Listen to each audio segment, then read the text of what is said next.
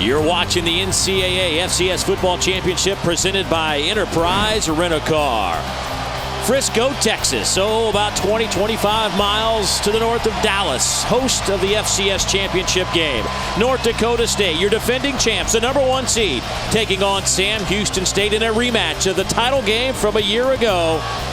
And these two clubs had to scratch and claw and get their way to this title championship game. North Dakota State won by a field goal, as did Sam Houston State in their semifinal contest. Both those games came down to the final seconds, but it is a rematch as the Bearcats and the Bison square off for the 2013 FCS championship game. Sam Houston State wins the toss. They defer, so North Dakota State will receive the football. Dave Neal alongside former NFL quarterback Jay Walker.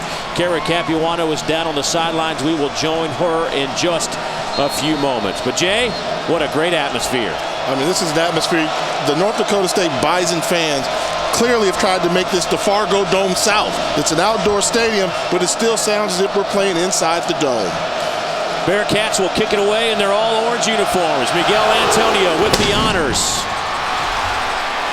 Marcus Williams, the All-American corner, will take a knee in the end zone, and North Dakota State will bring it out to the 25-yard line. At quarterback for North Dakota State, the steady Brock Jensen, a junior who's averaging about 160 yards a game through the air. Jay, what do you like about his game? The fact that he knows how to win. You're talking about a guy that won a championship as a sophomore, now as a junior in the same position to become a repeat champion. Very steady, nice arm, good size, great game manager. 6'3", 225.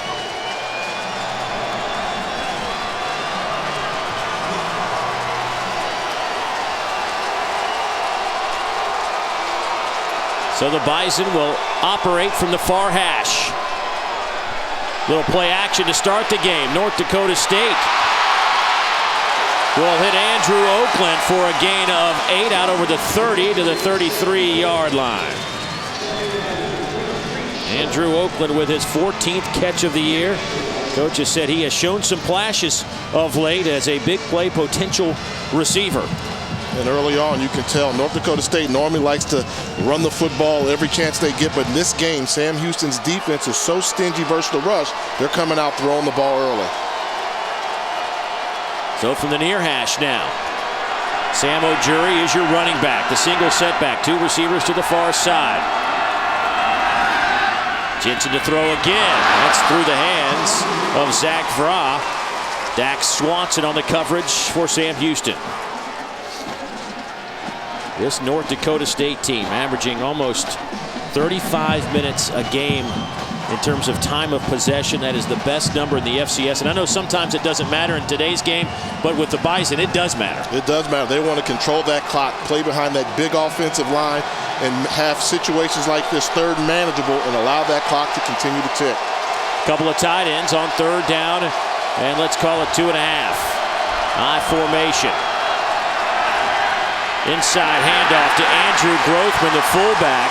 His first carry of the year, no gain, and Sam Houston State looks like they have forced a punting situation for North Dakota State.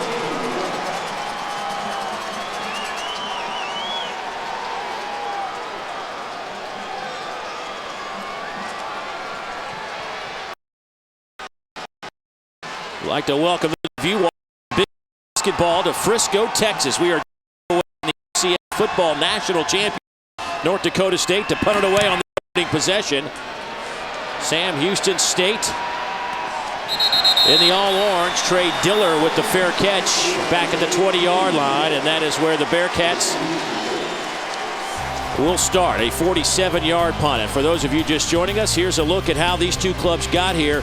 North Dakota State had to hold on and block a long field goal by Georgia Southern with 20 seconds left to move to the championship game. Sam Houston State had a 35-point lead on Eastern Washington. They held on for the 45-42 win. So some thrilling semifinal games we expect to have much of the same here today in Frisco, just north of Dallas, Texas. Glad you be with us. Dave Neal, Jay Walker, Kara Capuano. The first possession of the game for the Bearcats. Ryan Bell at quarterback. His first pass is complete. Trey Dillard with the reception, a gain of 11. Marcus Williams, the best defensive player for North Dakota State. Man-to-man coverage in pretty good position, but what a great throw by Brian Bell. Threading the needle, throwing the ball where only Dillard can make the catch. First down and 10 for the Bearcats. An offense that scores 42 points a game. Here is Tim Flanders. The exciting Tim Flanders to the 35-yard line. Gave him a gain of 4. The school's all-time leading rusher and a 2-time All-American. When we talk about the difference between last season's game and this season's game, I think it's right there. Brian Bell, the quarterback. You talk to everybody that's played Sam Houston State. His emergence as a thrower and a leader has really showed in the 2012 campaign. They throw the ball better this year than they did a season ago.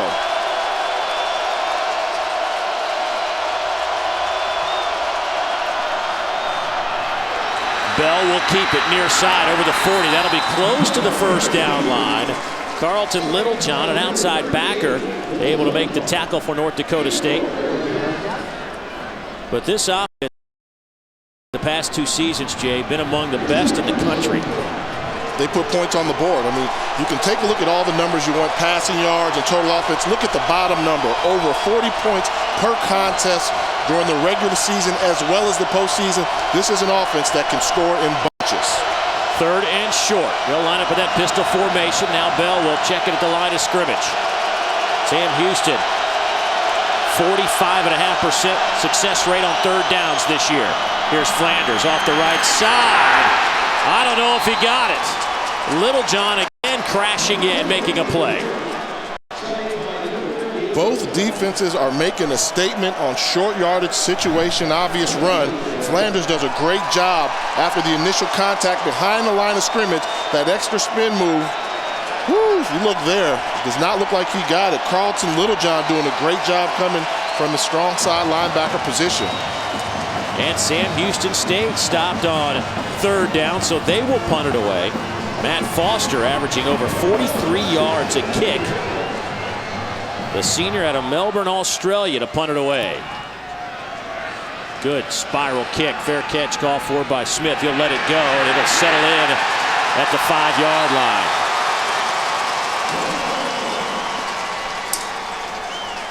So a 55-yard punt will put Sam Houston in excellent shape defensively. Dave Neal alongside my partner Jay Walker on a chilly day here in Frisco, Texas. And Jay, obviously we've talked about it this whole week. It's a matchup of great defense against very successful offense. Same matchup we had a year ago. North Dakota State won that. Why do we think this might be a little bit different? Well, they're going to play it out on the field, but I think the fact that Sam Houston throws the ball a little bit better works to their advantage. Playing with the chip on their shoulder. But North Dakota State thought they won a championship a season earlier than they anticipated. They're trying to establish a dynasty, trying to become one of the few teams in FCS history to have back-to-back titles. Crockett gets his first carry over the 5, give him a yard and a half on the carry. Crockett, a sophomore out of Minneapolis, Minnesota, recruited by a lot of Big Ten colleges out of high school, but had some academic issues, took about 2 years off trying to get those situated, and finally joined the team this year, and he has been a big addition in that backfield.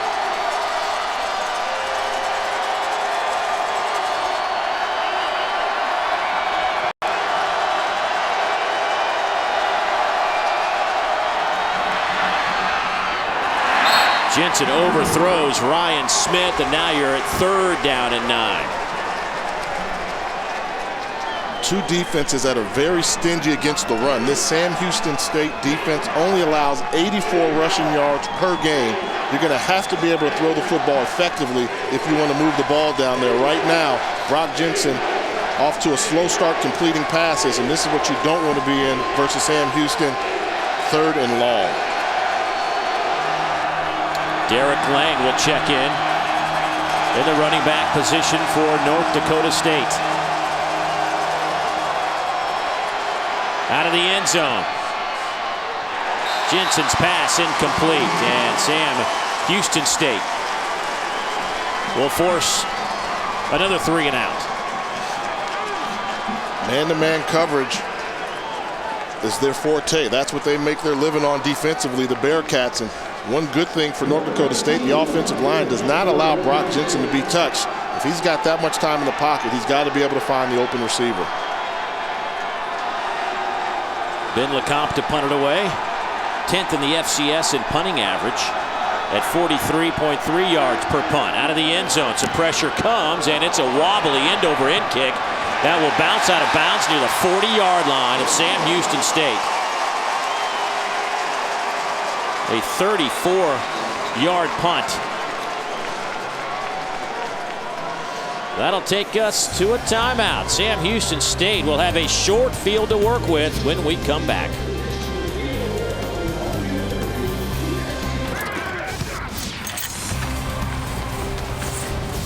You're watching the NCAA FCS Football Championship presented by Enterprise Rent-A-Car. Back at FC Dallas Stadium, a big-time crowd on hand between North Dakota State and Sam Houston State for the FCS national title. Third member of our team down on the sidelines. Her name is Kara Capuano. Let's join her now. Hey, Kara. Dave, the 2012 Division I Football Championship has set a new record for fan attendance. Over 250,000 fans have turned out this FCS postseason, culminating in a second straight sellout here in Frisco today. NCAA President Mark Emmert just told me he wonders if there's anybody left in North Dakota. Bison fans, undaunted by the almost 16-hour drive that covers 6 states and over 1,000 miles. Bearcats fans also out in droves, a straight shot for 3 hours. The energy here at FC Dallas Stadium is electrifying. It is a great atmosphere, and Sam Houston State with Richard Sincere now in the Wildcat. Busted off to the right side. He's got some room. A flag down, however. Sincere dragged down at the 10-yard line, but a flag back at the 20. That will be a 28-yard gain if it holds up for Richard Sincere. Greg Wilson, our referee today in the white hat out of the Big Sky Conference.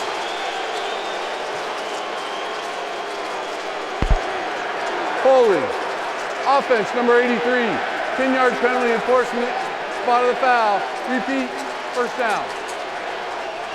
Yeah, you wonder why Sincere was able to break contain on the outside. And you're going to see it right here. This is the tight end. That's TJ Jones. Watch this seal block. Goes up to the second level. Does a pretty good job walking him off there. Looked as if Grant Olson took himself out of the play. Tough call there. That's just a tough break for the Bearcats early on. Boy, that'll back them up to the 48-yard line. So it'll be first down and 20 after the 28-yard pickup by Sincere is nullified by the holding. So Brian Bell back in at quarterback. And some movement up front against Sam Houston State. You could back him up 5 more. Looked like Donald Jackson, that true freshman right guard out of Kilgore, Texas. Start. Offense, number 74. 5-yard penalty. Go first down.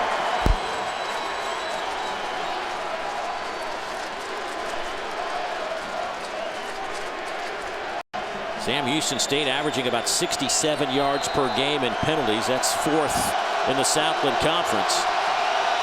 So they'll try this again. First down and 25. But they're back on their side of the 50-yard line. Here comes some heat. Bell throws it up. Looking for Trey Diller, and flag comes in. Marcus Williams, the All-American, on the coverage for North Dakota State. Interference. Defense. Number 1. 15-yard penalty. Automatic first down. And this is a great call because you're going to have Williams playing bump and run man coverage, but he starts to lose his footing, and as he realized he's going down, he grabs the arm right there to really disrupt the pass pattern from Trey Diller. The official did a great job of calling that there. And Marcus Williams, the player of the year in the Missouri Valley Conference from a cornerback position. You don't see that too often. That tells you the type of athleticism he brings into the football contest. Hear it over and over again. NFL caliber talent for Marcus Williams, but just flagged for the pass interference. So first down and 10. Richard Sincere will hand it off to Flanders, and Flanders nowhere to run. Jay, let's take a look at the Bearcat impact players this afternoon. Well, you know, obviously it always starts with the All-American running back in Timothy Flanders. He's going to get his carries. He's a guy that makes it happen, gets the tough yard. But Richard Sincere, you have to watch for him. He plays wide receiver. He plays wildcat quarterback. We've seen him have an impact already and on defense. The Taylor twin brothers there, Darnell Taylor, fantastic player, two-time Southland Conference Player of the Year. They can really hound the football. Sincere will keep it, and he's stuffed at the line by Grant Olson, the junior middle linebacker with 147 tackles on the year. This has been a defense that has been stellar the past couple of years. I mean, they've been the Alabama of the FCS in terms of defensive numbers. And considering the fact that they beat 7 ranked opponents throughout the college football season, and that's not including FBS foe Colorado State, this is a defense that makes you one-dimensional and really gets after the ball carrier. 3rd down and 9. Bell to throw. Pass is caught. Richard Sincere will take it inside the 20 down to the 17 as he picks up 20 yards and a 1st down. Yeah, and this is just a perfectly thrown ball on the back shoulder by Ty Williams. Turns around. The ball's already left Bell's hands. Thrown on that back shoulder. Richard Sincere showing why he's one of the impact players for Sam Houston State.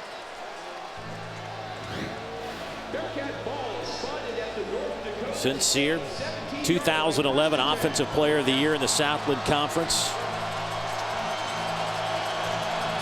1st down and 10. Bell dancing around, throws toward the end zone, and looking for Brandon Wilkerson, number 9, the freshman out of LaGrange, Texas, incomplete, 2nd and 10. You see Sam Houston in the red zone scoring a touchdown 67% of the time. You get up over 65, that's pretty good success. But Sam Houston, the way they run their offense, they like it around 75%.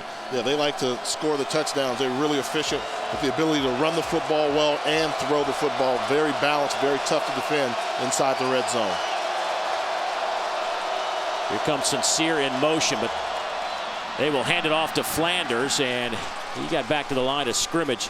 Give you an idea of how good this North Dakota State defense was a year ago. They held Sam Houston State to 95 yards on 42 carries a year ago. They held Sam Houston to 33 points below their scoring average. That's what wins you championships. And I believe that's part of the reason why Sam Houston's a different football team this season coming up. When you talk to the coach staff, they said we knew when we were down we couldn't come from behind because they were so reliant upon the run. Now with Brian Bell's emerged as a quarterback, they can throw themselves into a football game. And they will try to throw it here. Bell dumps it off to Flanders. The sneaky Flanders breaks a couple of tackles. He gets it to the 15 and is stopped there. Good pursuit by the Bison. A gain of only 2. Andre Martin Jr. making the lead tackle for the Bison. And one thing that North Dakota State does well is get pressure with just a 4-man rush, solid zone coverage behind it. Once Flanders gets the ball in space, you'll see the pursuit come in there from Carlton Littlejohn, and then a number of white jerseys to follow. You've got to gang tackle Timothy Flanders. So Miguel Antonio from the near hash, low snap. The kick is on the way, and it is no good. He misses it right.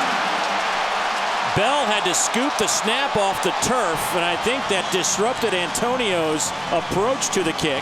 Antonio's been solid this year, 18 out of 22 until that miss.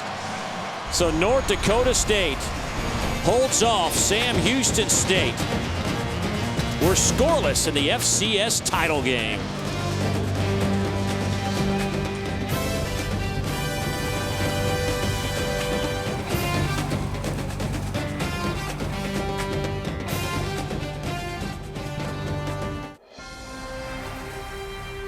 NCAA FCS Football Championship is presented by Enterprise Rent-A-Car. We'll pick you up. And in part by DiGiorno. For fresh delivery taste without the delivery price, it's not delivery, it's DiGiorno. Boy, it has been a party here the last few days in Frisco, Texas. You know, it's almost unfair. Sam Houston State can drive up the day of the game, but North Dakota State's been here for a couple of days, and they have just littered this area with their gold-green colors, and it has been a lot of fun. But some Sam Houston State fans wearing their bright orange today, hoping today is their day to take home the title, much like a year ago when the Bison captured the title. Gorgeous football weather here in Frisco. First 2 drives for North Dakota State, 6 plays, 9 yards, a couple of punts. You think they're relying on the pass game a little much in the first 2 drives? I think schematically that's what you have to do. I mean, you take a look right now when they break the huddle, you see Sam Houston State has 8 guys within 5 yards of the line of scrimmage. That's what they do to stop that run. They bring an extra guy. Jensen's got to get hot and start completing some passes. 4 passes on the first 6 plays from scrimmage for North Dakota State. They will run it. The pitch. John Crockett gets the corner. Crockett, he's to midfield. Stutter steps and is dropped at the 23-yard line. Darnell Taylor chases him down, but not before a 57-yard pickup. Well, when you got a defense that's aggressive, give them misdirection. Everybody flows to the right. And a good job by John Crockett getting in space. And look at the big right guard, Tyler Gimmelstead, number 71, looking for somebody to hit. He just ends up getting in the way, but great burst by John Crockett. The misdirection called effectively by offensive coordinator Brent Vigen. That's what you've got to do when you've got a team that's really so aggressive in terms of stopping the run. O'Jury in at tailback. Bunch set to the right. In motion goes Ryan Smith. Here comes Smith around the corner. He's tripped up at the 20. Kenneth Jenkins, the safety, making the play for the Bearcats, a gain of 4. And Kenneth Jenkins coming up from the free safety position lets you know their defensive philosophy. They will keep guys as close to the line of scrimmage as possible. Kenneth Jenkins doing a good job showing his range, coming up with the tackle. There is John Crockett, the 57-yard run. Now over 1,000 yards between O'Jury and Crockett. 1 yard separated those guys coming into this game in terms of yards rushing on the year. I formation. 2nd down and 6.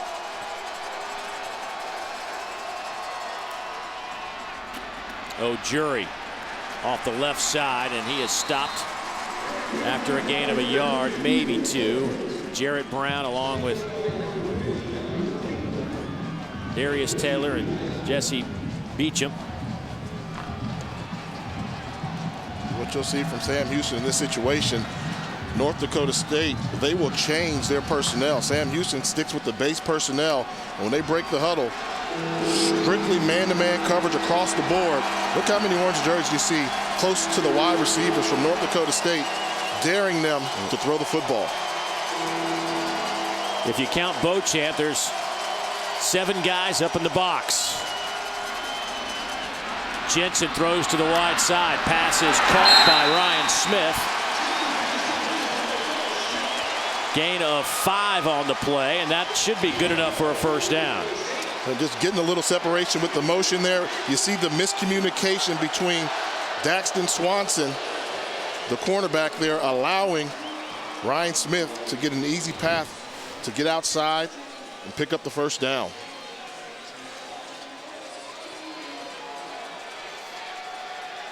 First down and 10, Bison.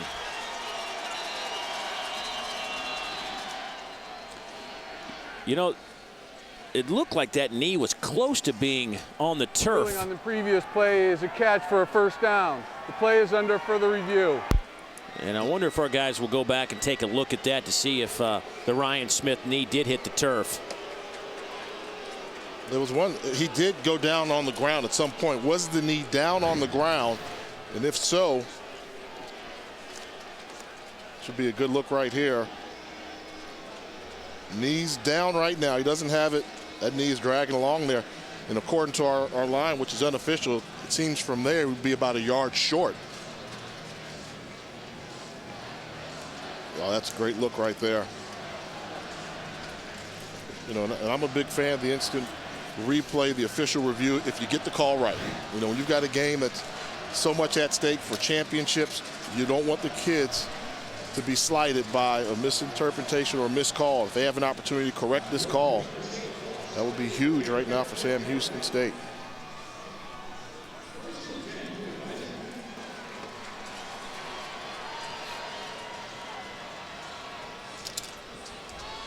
Well, if they spot it and bring that play back and spot it where his knee was down, it would be about a 4th down and 2 situation for North Dakota State.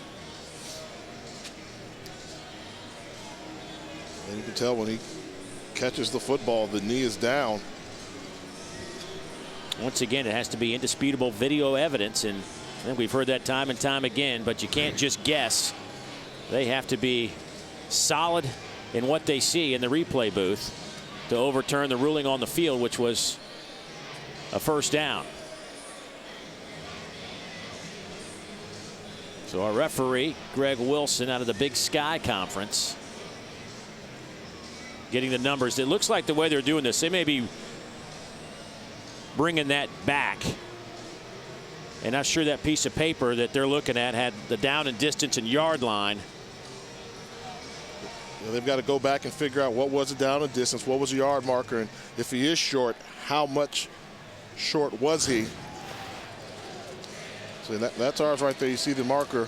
So that's the official marker right there. That's what they want to know where that is, and that seems to be.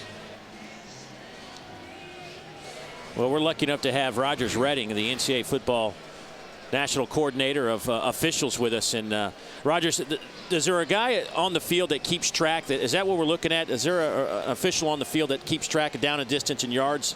Yeah, they'll communicate that from the replay booth, but the official standing with the referee is making notes about what the referee's hearing from the replay booth, and they will, of course, the head linesman is mainly responsible for down. After further review, the runner's knee was down, short of the goal or short of the first down marker. It'll be 4th and 2 at the 15-yard line. So there you have it. They'll bring it back, and that's a tough break for North Dakota State, but the replay show his knee was down, so now you're looking at 4th down for the Bison, and they will bring out their kicking unit, led by Adam Keller, 17 out of 22 on the year. This will be a 32-yard attempt to set a school record for field goal made this season from the far hash. Sam Houston State, though, has had some success. They have blocked 6 kicks this year. They blocked 6 a year ago as well.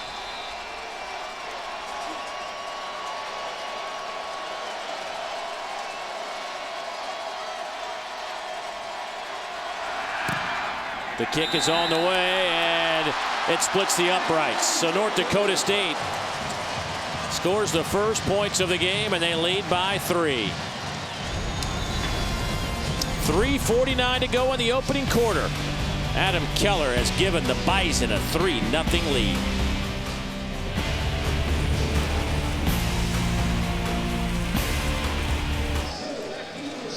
Here, North Dakota State's been jacked up for this as well. Those folks getting out of Fargo, coming down to sunny Frisco, Texas. And they have brought, as Jay mentioned earlier, some of that Fargo Dome noise here to FC Dallas Stadium. Trey Diller, short kick. Trey out to the 25-yard line.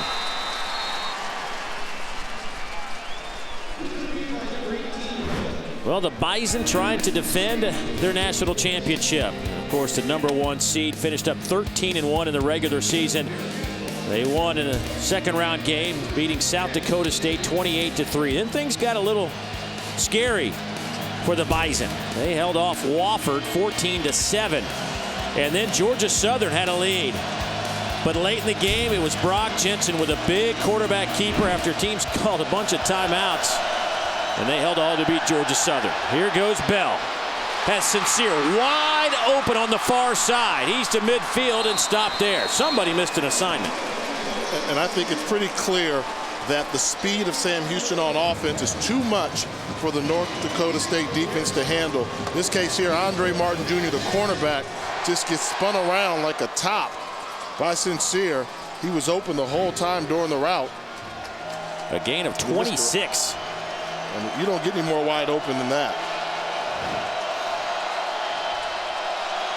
First down and 10.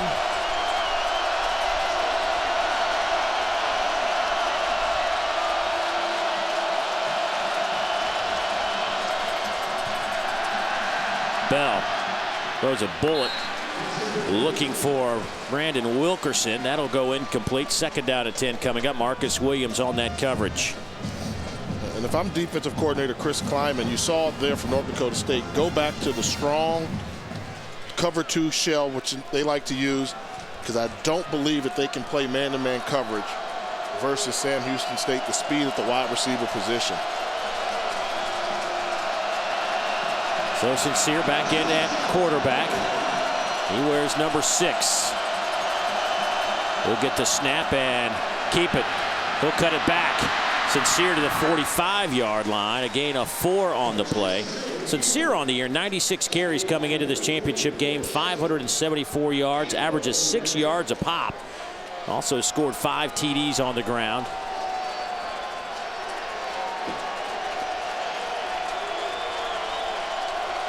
They'll split back out wide as Bell back in at quarterback. Flanders off to his left. Flanders 4 carries, 6 yards, but Bell will throw it here, actually keep it, and got some room. Bell picks up the first down to the 36. Andre Martin Jr. brings him down, but not before Bell scoots for the first down. And this is just a great decision by Brian Bell. They're dropping off in the zone coverage, good pass rush, good pocket presence, stays calm, knows where the first down yardage is, and once he gets it, goes down to the ground, secures the football. That's the leadership that Brian Bell's emerged to as being one of the leaders on this offensive unit for Sam Houston.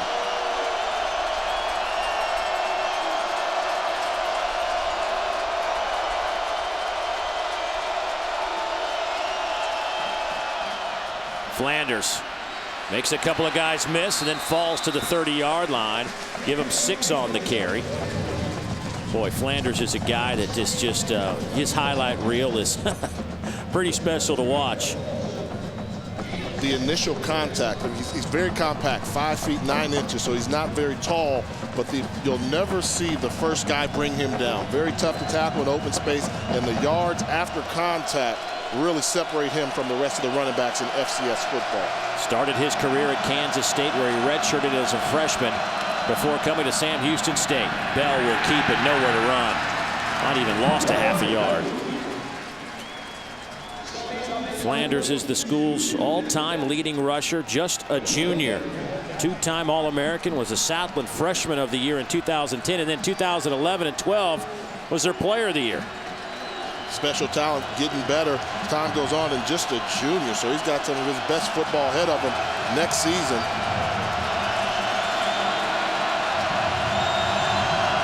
Third down and 4.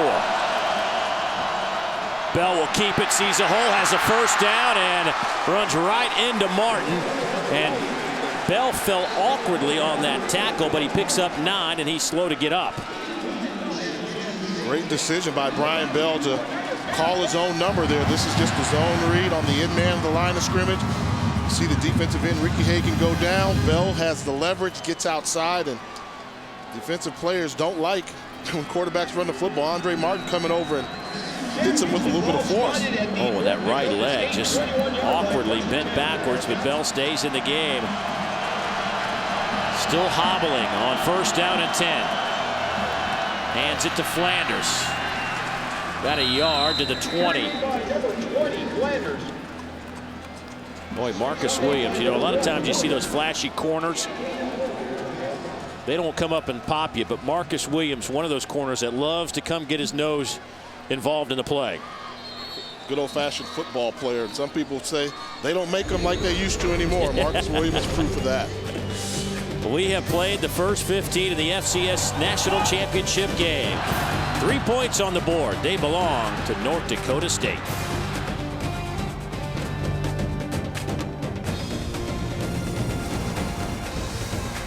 You're watching the NCAA FCS Football Championship presented by Enterprise Rent-A-Car. Dave Neal along with Jay Walker, Kara Capuano down on the sidelines. And well, that end of the first quarter came at a good time for Brian Bell. Watch the end of this play and his right leg.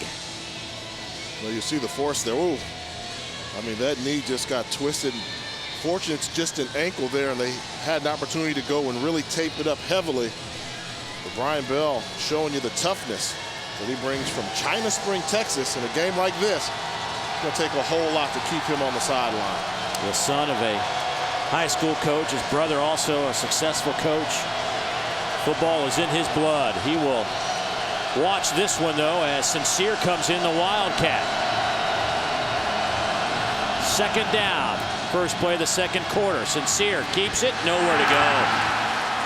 Played well by North Dakota State. Now remember, the Bison are coming off back-to-back games against option teams, kind of different option teams, but nonetheless, they've played assignment football the last couple of games. And that's what you have to do when you're taking on the option. Somebody responsible for the pitch man, another responsible for the running back, and you see right there's a great job done by Bobby Ullman, number 10, the safety. They're sliding down the line of scrimmage.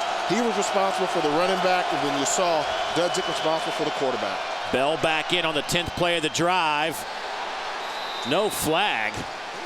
Looked like Sincere was just run right out of bounds by Andre Martin on the far side. Had no chance to come back for the ball. Yeah, they were throwing this ball, underthrown ball there, and it seemed as if Martin just rode him out of bounds completely on the sideline. And you're going to see it at the top of your screen. The ball's in the air. He doesn't even see the ball, and he's still pushing the wide receiver there. They just missed that one.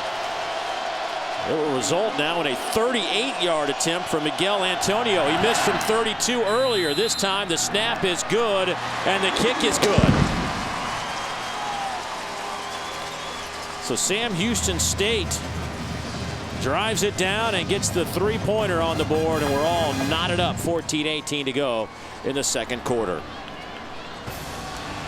College football is on ESPN Sunday night at 9 o'clock Eastern. Darrell Hazel will coach his final game for the 25th ranked Kent State Golden Flashes as they face Sun Belt Conference champions Arkansas State.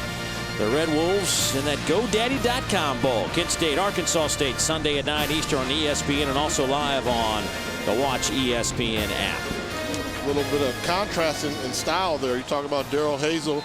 Gets the opportunity to coach while Gus Malzahn, head coach at Arkansas State during the season. He's already gone and left down to Auburn, Alabama. Well, the last couple of coaches at Arkansas State have had some success. One of them leading Ole Miss right now in the BBVA Compass Bowl.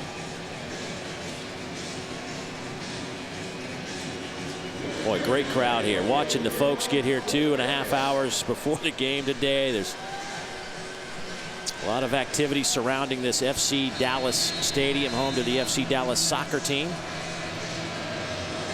There you go. Like that look. A rematch of last year's championship. North Dakota State won that title. Sam Houston State trying to grab that trophy today. Ryan Smith. Big hit at the 25, falls forward out to the 29-yard line, a 23-yard return. There is Craig Bull, the head coach at North Dakota State, now in his 10th season, the second all-time winningest coach in Bison history, the Eddie Robinson Coach of the Year this year, and just got a long contract extension. And talking to him, he's excited to have it, loves being in Fargo, loves everything about North Dakota State. And Willie Fritz, his counterpart, his third year at Sam Houston State, the son of a coach as well. 31-9 with the Bearcats. 20th year overall as a head coach. Wow, I don't know how often you see a football game where both coaches have career winning percentages in the 70s. Tells you they're very effective leaders. Crockett will make the catch out to the 34-yard line. Give him 5. Robert Shaw brings him down. The senior safety out of Converse, Texas. I know we talked early on, how much longer will North Dakota State continue to try and force feed the passing game? And now I'm starting to get an agreement with you, Dave. I think at some point, if you got here running the football, even if they've got an extra man, you've got to force feed that run game and try to establish control of the line of scrimmage. Their big run was a 57-yarder by Crockett that set up the first 3 points of the game. Career long run for Crockett. Here comes Smith in motion. They'll fake it to him, and Jensen will try to keep it around the edge, and he will go to the 36. Give him a couple of yards. Kenneth Jenkins and Darius Taylor combined for the tackle. Kenneth Jenkins again coming up from his free safety position. Oftentimes when the ball is snapped for Sam Houston State, they will have 11 defenders within 7 yards of the line of scrimmage. They really believe in getting everybody involved. in tackling the football. I mean, look at this. Take a look at the challenges here. You're going to see the matchup across the board. One-on-one coverage. You go in motion. We've got somebody coming across the formation in motion with you. On third down, Jensen over the middle. Boy, he did a nice job buying a few extra seconds to hit Kevin Vodlin, and it's a first down. Vodlin's coming from that tight end position, and once you get the mismatches, you're going to find them. They're going with this bunch formation here just to get separation versus the man-to-man coverage. You're going to see Vodlin do a good job of sitting down in the hole right there, and then he keeps moving. Great job by Jensen of buying more time so that Vodlin can find the second window and make the completion for the first down. Ball sits at the 44 out of the I formation. Have a stacked receiver set near side. Here comes some heat. Handoff. Crockett will take it close to midfield, give him 5 on the carry. Crockett just a sophomore. Between him and Ojuri, coaches say he's more the downhill runner. Ojuri kind of more elusive. But Crockett had the 57-yarder earlier tonight, has 3 carries for 63 yards today.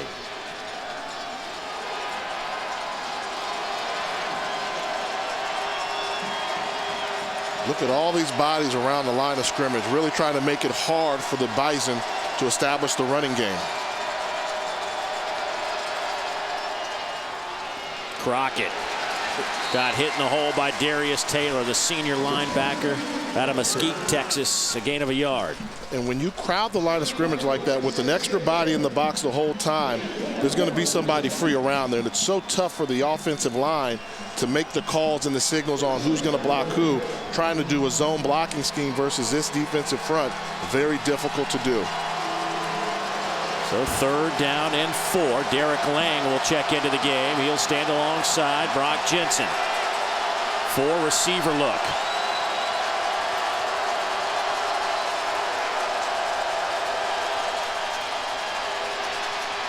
Jensen through the hands of Ryan Smith, and it's incomplete. Robert Shaw in the coverage for the Bearcats. And this is one here where Ryan Smith has to come down with this football.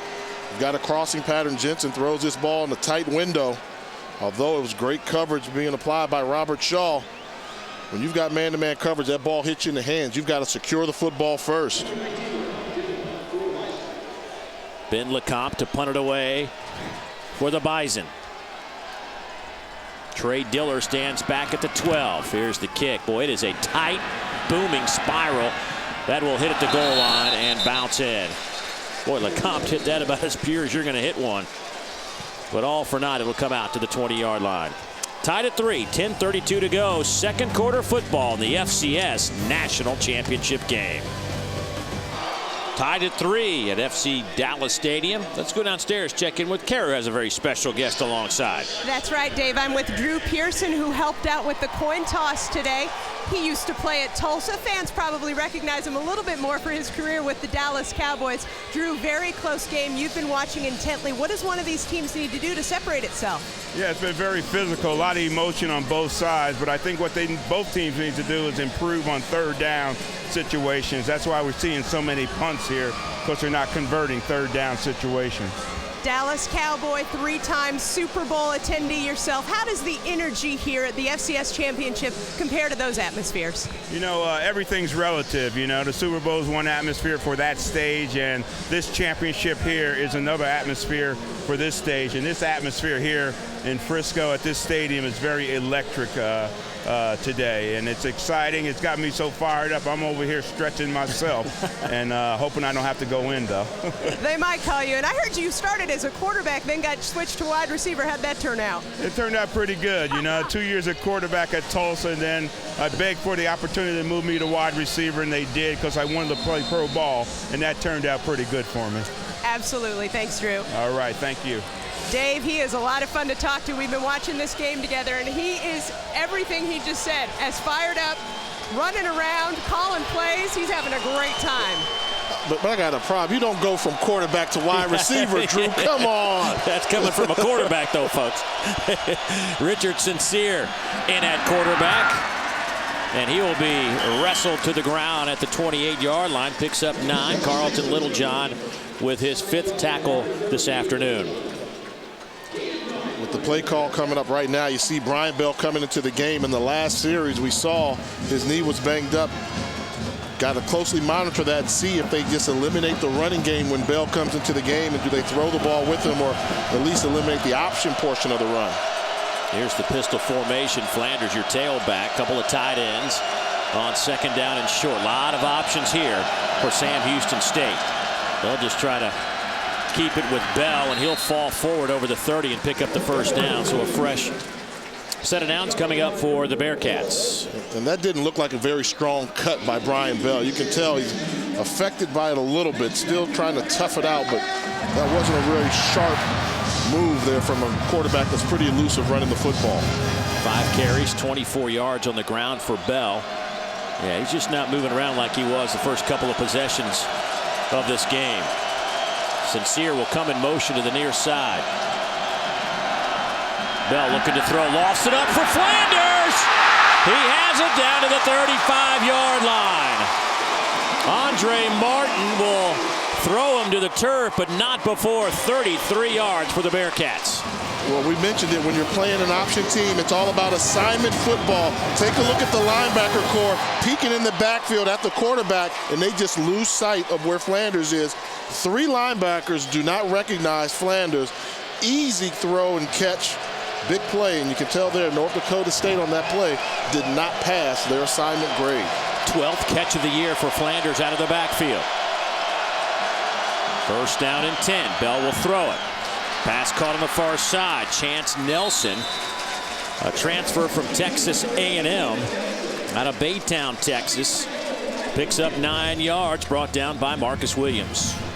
Chance Nelson was quite a discovery for this football team. They didn't anticipate much from him when he transferred there from Texas A&M, but all they've gotten is a wide receiver that's averaged 20 yards per catch throughout the season, and he's been their go-to deep threat time and time again. How good has he been? 33 catches on the year. 9 of them have gone for scores.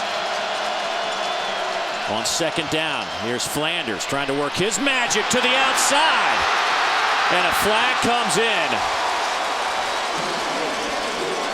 Shane Young, tied in, threw his arms up in the air. Let's see if they didn't get him for a hold on Easley Thornton.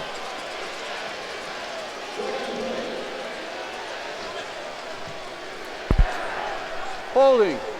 Offense, number 89. 10-yard penalty enforced in the spot of the foul. Still, 1st down. Yeah, and this is one you're going to see. He's your tight end there. We know that the ball's going to be bounced to the outside. How was it open there? One-on-one. He's got him engaged. Then when Flanders bounces to the outside, Martin does a good job of selling it as well. That wasn't a clear-cut hold. But when those hands get outside on the shoulder pad, so often the officials call that. Sincere back in at quarterback. Number 6, he's got Flanders behind him.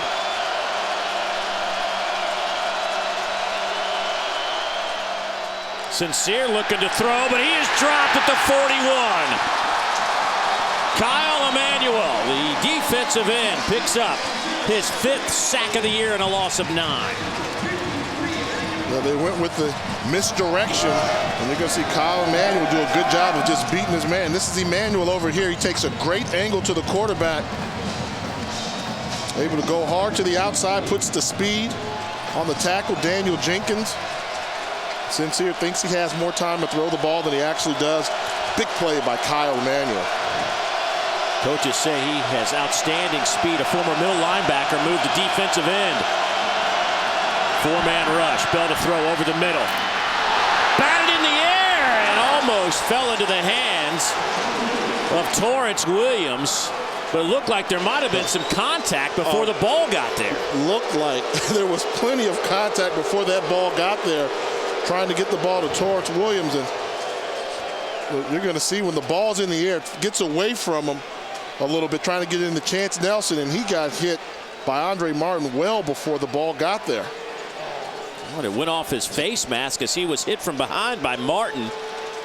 And now you're looking at a 4th down situation. Play clock down to 4. Matt Foster trying to pooch one inside the 10-yard line. Ryan Smith will let it hit at the goal line. And Foster does his job. The ball is down at the 6, a 35-yard punt, but I think North Dakota State got away with one there. The Bison offense back on the field when we come back. They are backed up in the shadows of the goalpost.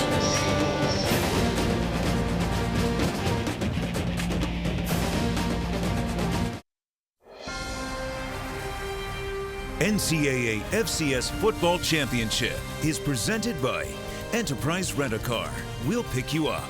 And in part by Toyota Scion. See your local Scion dealer. He's in, but he lifted up. Boy, it's been a great atmosphere here in Frisco, Texas. Standing room only for the FCS National Championship game. North Dakota State, Sam Houston State, a rematch of the title game a year ago. 4th meeting between these two teams. North Dakota State holds a 2-1 advantage in that department. Boy, John Crockett had a 57-yard run. He has amassed 64 yards on the ground. It has been a struggle for North Dakota State's offense. Remember, Sam Houston State's only given up 20 points per game, but they've played 2 of the most high-powered offenses in the FBS in Baylor and Texas A&M this year. That handoff to O'Jury will net them a couple of yards. Yeah, those defensive numbers from Sam Houston State can be a little skewed with that 20 points per game, and that also includes the semifinal game when they gave up 42 in the second half to Eastern Washington, the game you saw. Yeah, and just to tell you what it was, before that game, they averaged only giving up 15 points a game. The Eastern Washington put 42 on them, crept that number up to 20 points per game, but this is still a very stingy defense, and they just don't allow you to run the football, and they play great man-to-man coverage. Jensen out of the end zone, going up top, looking for Smith. Into double coverage, it's incomplete, and now you're looking at 3rd down. And let's say 8. And what you have to do as a quarterback when you're taking on a team that's going to play so much man-to-man coverage, you've got to be very accurate, because that window to get the ball there is not as wide open as if a team is playing zone coverage. And when you've got guys that can run, hitting those crossing patterns has got to be thrown on the money, or else a defensive secondary like Sam Houston, that has 16 interceptions by their secondary alone, will make you pay.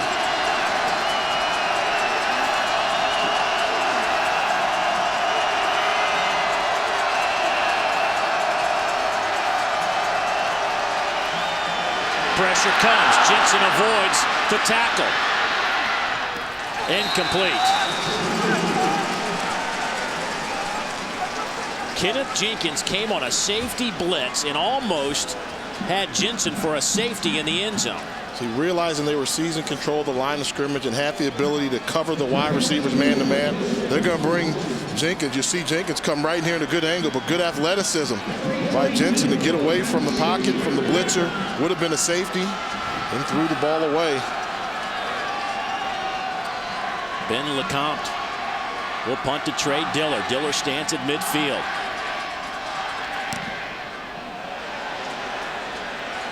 That kick will hit at the 46 and take a Sam Houston bounce. Boy, some outstanding field position again for Sam Houston State. They will officially mark it at the 45-yard line, so a short field for the Bearcats and Brian Bell. Well, 2 of the most storied programs in college football collide Monday night in the Discover BCS National Championship.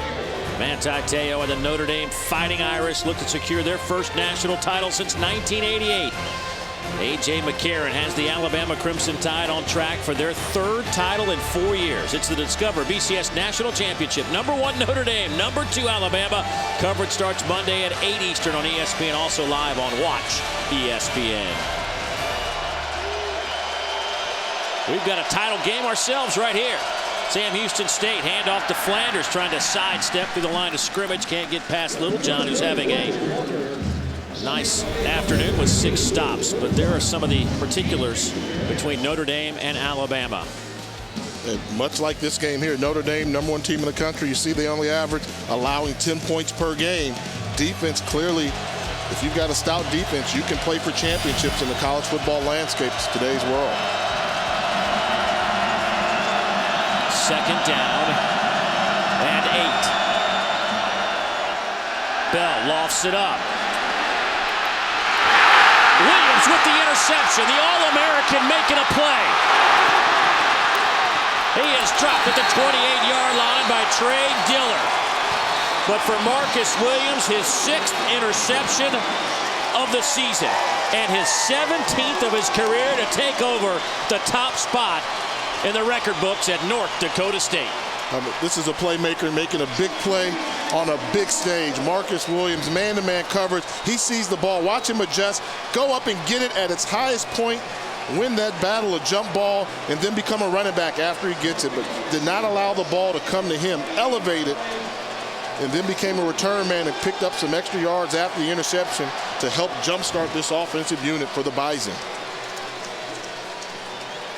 17 career interceptions for the Missouri Valley Defensive Player of the Year. And he sets up his offense at the 27.5-yard line. Here is Smith on a little receiver end around, gets a couple of yards as he goes flying into his Bison bench.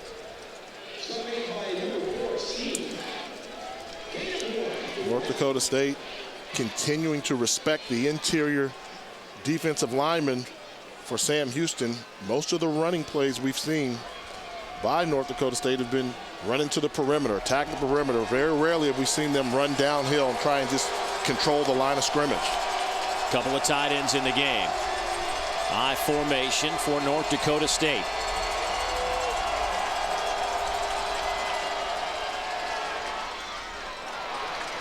That pass caught right in front of Bookie Sneed. Trevor Gebhardt with the grab. He is slammed to the ground. 6-yard pickup. That'll make it 3rd down and about 3.5.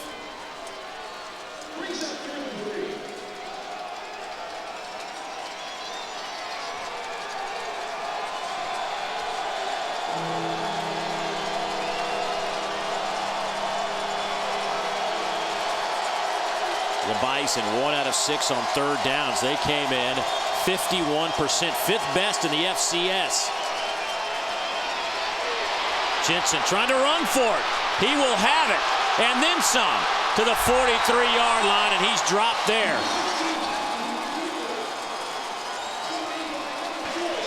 And it looks as though Darnell Taylor is injured on the far side of the field. The team's leading tackler, an All-American. Whoa.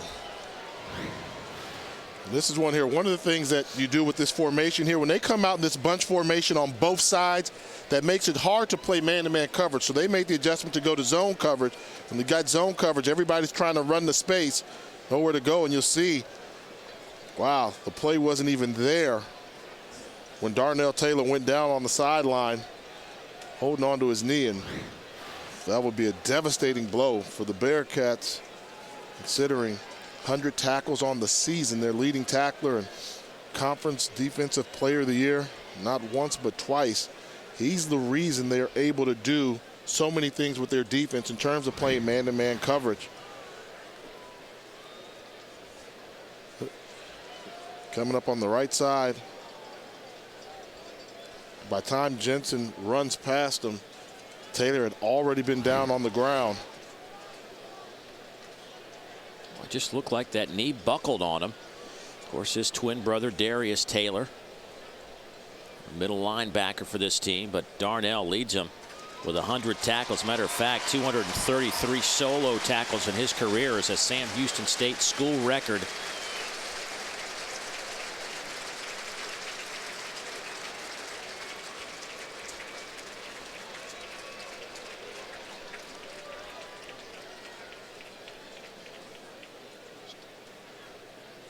There's his brother Darius making his way to check on his brother. Darius goes 240. Darnell 195.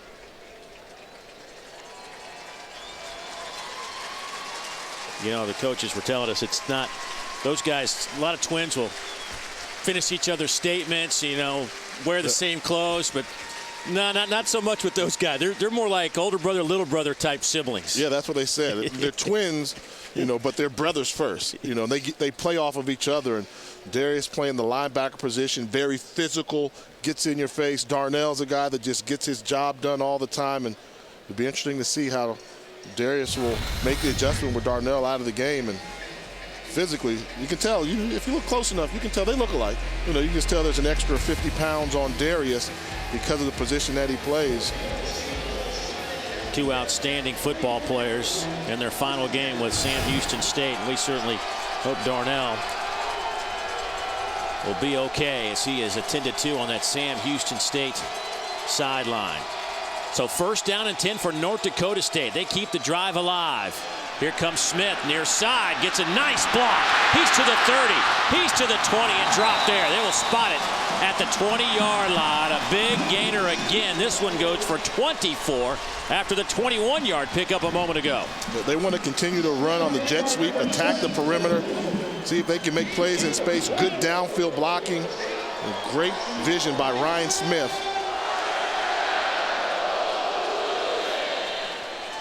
Jay, Ryan Smith in the semifinal game had a bad calf. Didn't even know if he was going to play. And these 3 weeks off between the semis and this national title game have certainly helped him. He looks really fast today. 3 rushes, 29 yards.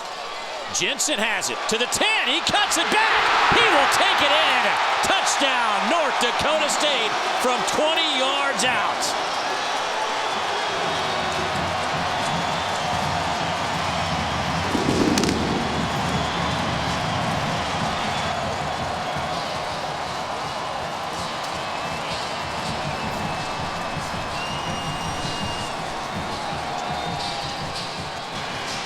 All set up by the interception from Marcus Williams.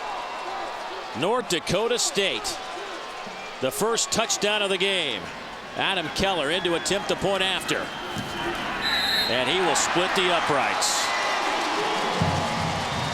72 yards.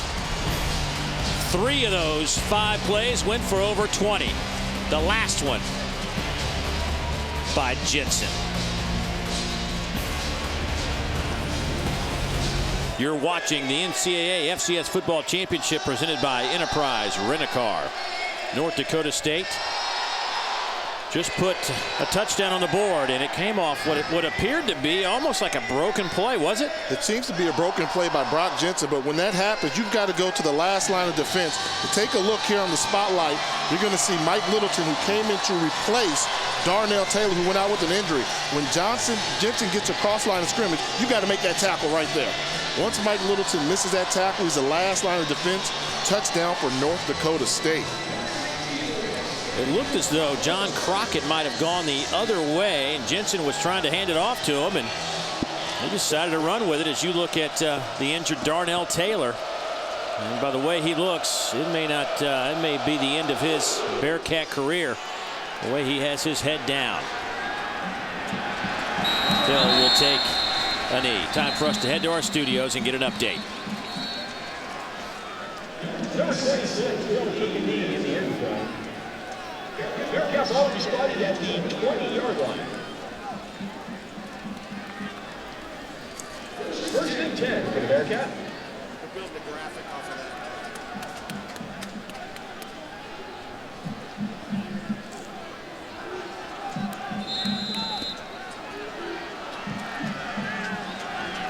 Thanks, Steve. Sam Houston State will have 3:09 to work with. Sincere in at quarterback. Low snap, good hands by Sincere. Stays on his feet and then just walloped after a gain of a couple on the play. Boy, the Bison really throwing themselves at the football right now defensively. Cole Jurek, the first man there. Grant Olson comes in. You could pick a couple other guys as well in on that tackle. Olson now with 4 stops today. active around the football. That's what they've got to do. And right now, Sam Houston State needs to figure out the riddle, which is this North Dakota State defense. They only scored 6 points a season ago, only 3 points today. They've been out of sync. They've moved the football several times, but they've not been able to consistently maintain a scoring drive yet. Bell will throw. In near side to Trey Diller. He'll pick up the first down at the 37. Marcus Williams on the coverage. And that's something that North Dakota State will do. They will play soft zone coverage until you cross midfield. So you'll see guys like Marcus Williams and Andre Martin giving up the things in front of them, coming up and making the tackle. Then the moment you try and go deep, Marcus Williams shows up and makes an interception or creates some type of turnover. Brian Bell today, 7 out of 12, 110 yards.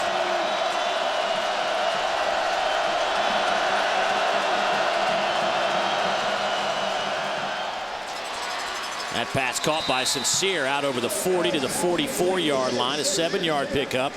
Working on Marcus Williams.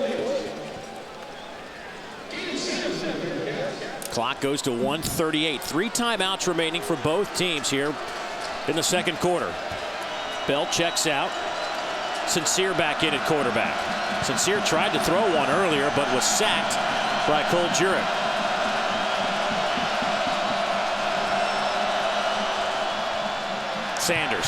Flanders, excuse me, out over the 45 to the 47.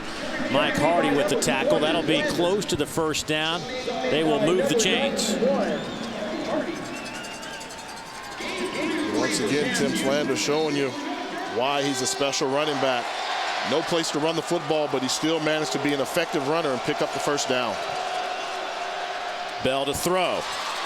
It's Williams. He's run out of bounds, a yard shy of the first down, but that'll stop the clock at 1:04.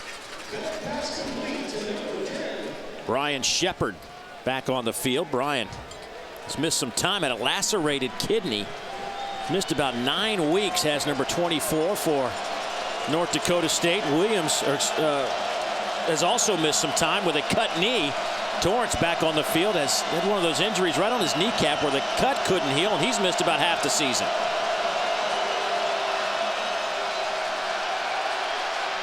Over the middle, it's picked off. Andre Martin with the interception.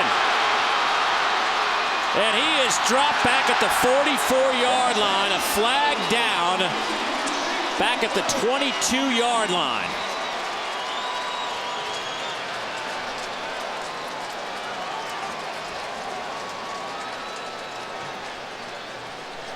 Brian Bell moves the ball all the way down to the 30, saying it's against North Dakota State.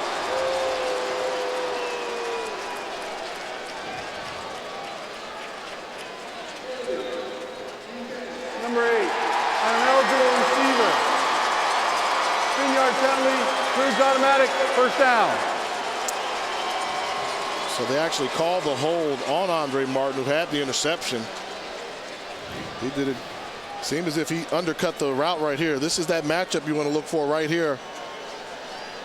That's that one-on-one coverage, and you're going to see him come underneath the route. Ooh. Oh. I mean, that's a tough one. This is a poorly thrown ball. Great anticipation by Martin coming underneath. Almost looked as if he was the intended target. I think Sam Houston caught a huge break on that call. Bearcats will swing it out to Torrance Williams. And he will get it close to the 30-yard line. Gain of 4. And the clock will stop at 48 seconds. There is Torrance Williams. Electrifying performer. But only played in 6 games this year. Caught 33 passes a year ago. And perhaps the fastest guy they have on offense.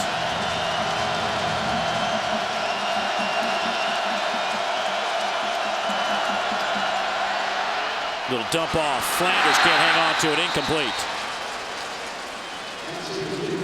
Boy, pressure came, and Bell had to get rid of that rather quickly as he continues to hobble around. Yeah, Kyrie Manuel, number 53, getting there. They both get licks on the quarterback. both defensive end, that's Cole Jarrett and Kyle Emanuel. One of those things that's been probably the point of concern for Sam Houston, their offensive line's been banged up, really got beat up in that game versus Eastern Washington, and now you've got Daniel Jenkins starting. Kyle Hobson is out of the game.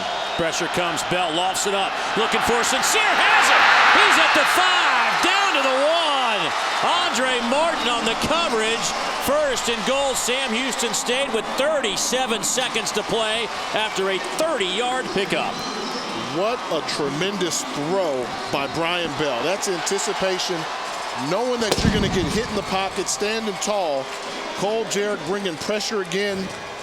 You're going to see number 93 is going to bring pressure again, but you got to know your matchup. He knows that I've got one-on-one on the outside, hang it in the air, put some air underneath it, allow Sincere to run underneath the ball, readjust.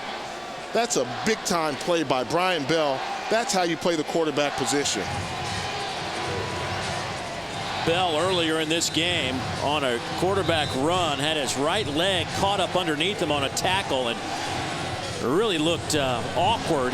Had it leave the game for a couple of plays, got it taped up, and has been limping around ever since, but made a solid throw there. First and goal now for the Bearcats. Let's go downstairs, check in with Kara. Well, Dave, shortly after Brian Bell got his right ankle taped up in another break, he had his left ankle taped up for good measure. Very physical brand of football from North Dakota State. They're taking every precaution to protect number 11. So Bell will bring those taped ankles out to the field in a 3 tight end set now on first and goal from the 1. Bell to loft it up. Pass caught. Touchdown. Sam Houston State from a yard out. K.J. Williams, the senior out of Norman, Oklahoma, makes the catch.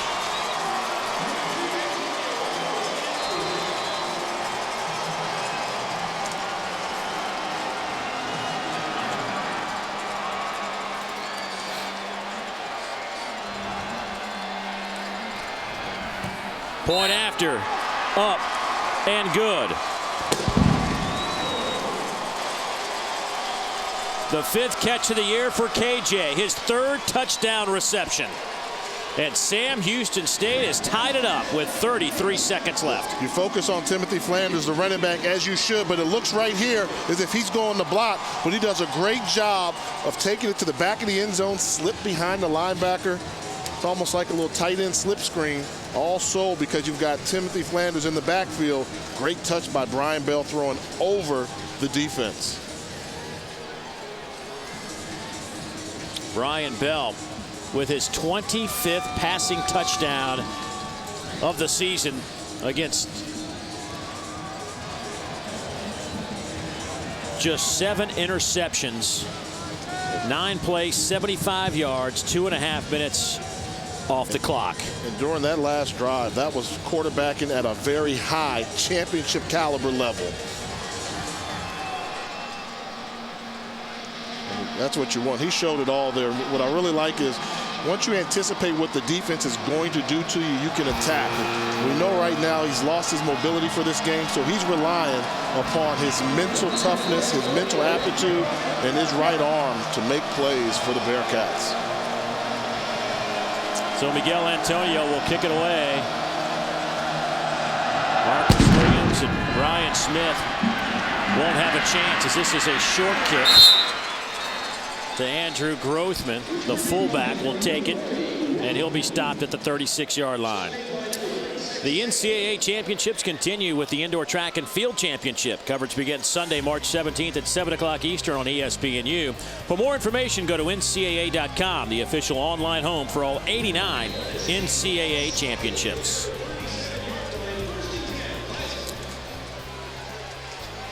Well, let's see if Craig Bohl decides to step on the gas here with 3 timeouts, 30 seconds left. They'll have a 3-receiver set to the right. Sam Ojuri in at tailback. Jensen dumps it off underneath. Pass is caught by Andrew Oakland, and he gets out of bounds after a gain of 9. 22 seconds left before halftime. And right now, this is the confidence that they have in Brock Jensen as a leader. Realizing tie ball game, less than a minute, half a minute to go in the half. They trust him not to turn over the football. Only make the sure throw if somebody comes wide open. If it's not there, just get rid of it.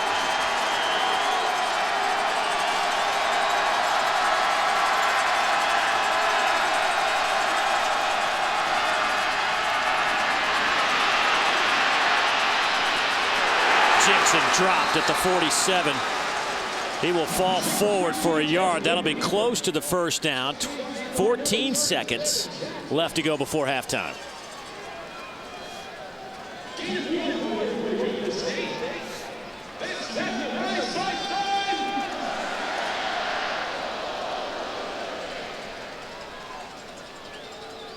North Dakota State wants a timeout. Timeout, North Dakota State. There is Darnell Taylor making that slow journey back to the Sam Houston State locker room, the team's leading tackler, two-time Southland Conference Defensive Player of the Year. That is a big-time loss for the Bearcats.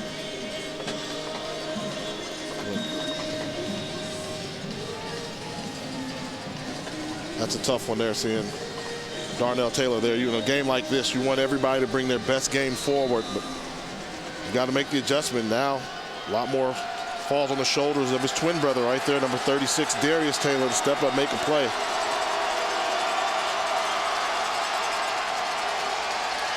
Jensen will be dropped back at the 38.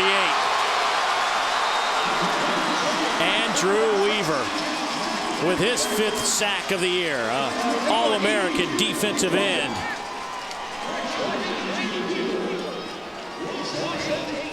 And with that sack, you should make this the end of the half. Good move on the stunt by Andrew Weaver. He's lined up on the left side, came up the middle of the defense on a stunt, got the sack, and I think that may be one of the final plays for North Dakota State offensively of the first half.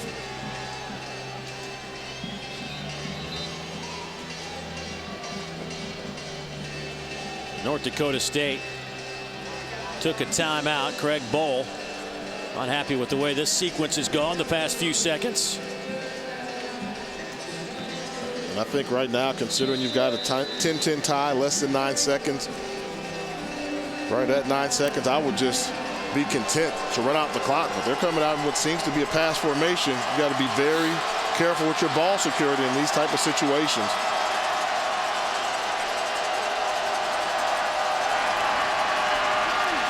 Jensen to throw again.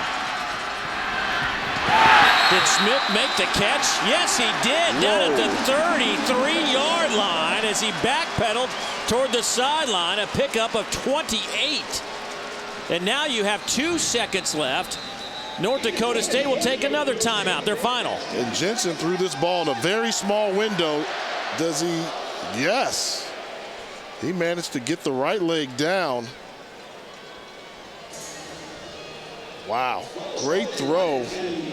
Tremendous concentration by Ryan Smith to make the catch, and that right foot is down before the left comes down out of bounds. You see there, and that's one where you've got a team that plays so much man-to-man defense in Sam Houston that when the situation in the down and distance requires zone coverage, they struggle at times. That's what got them in trouble versus Eastern Washington in their semifinal victory in the second half. In this case here, giving up a huge play before the half, allowing North Dakota State to attempt a field goal to try and take the lead going into halftime. Well, here's Adam Keller, a 50-yard attempt. He has not attempted any over 50 yards this year. His long, though, is 49. And now Sam Houston State wants a timeout. Jay, what do you think? I mean, is there anything to this icing the kicker? You see it so often. Is there anything to it? Well, I say this. Kickers are a different breed. And anybody that's been in the locker room would say they're a different breed. And anytime you can make them think about something other than putting the ball through the uprights, I think you have to do it. And I think mental toughness is measured with kickers, and that's something that you normally don't associate with most average kickers. When you get those tough, mentally tough kickers, they're like nails. They're some of the toughest people you'll meet in life. So, Will Keller is a first-team All-Missouri Valley kicker. As we mentioned, set the school record for field goals made this year with 17. Has one from 32 today.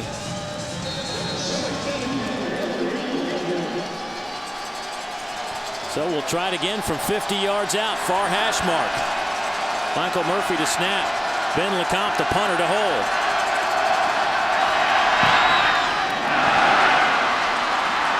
That is well short, and it's fielded by Dax Swanson in the end zone.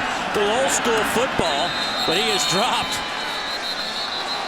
And there goes some flags.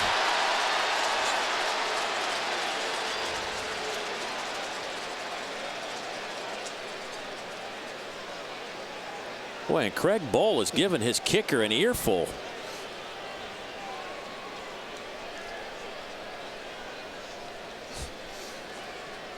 And pretty hard to do that because he's such a laid-back person with his demeanor, but he's typical speak softly and carry a big stick. Well, he's not speaking softly right now to Adam Keller.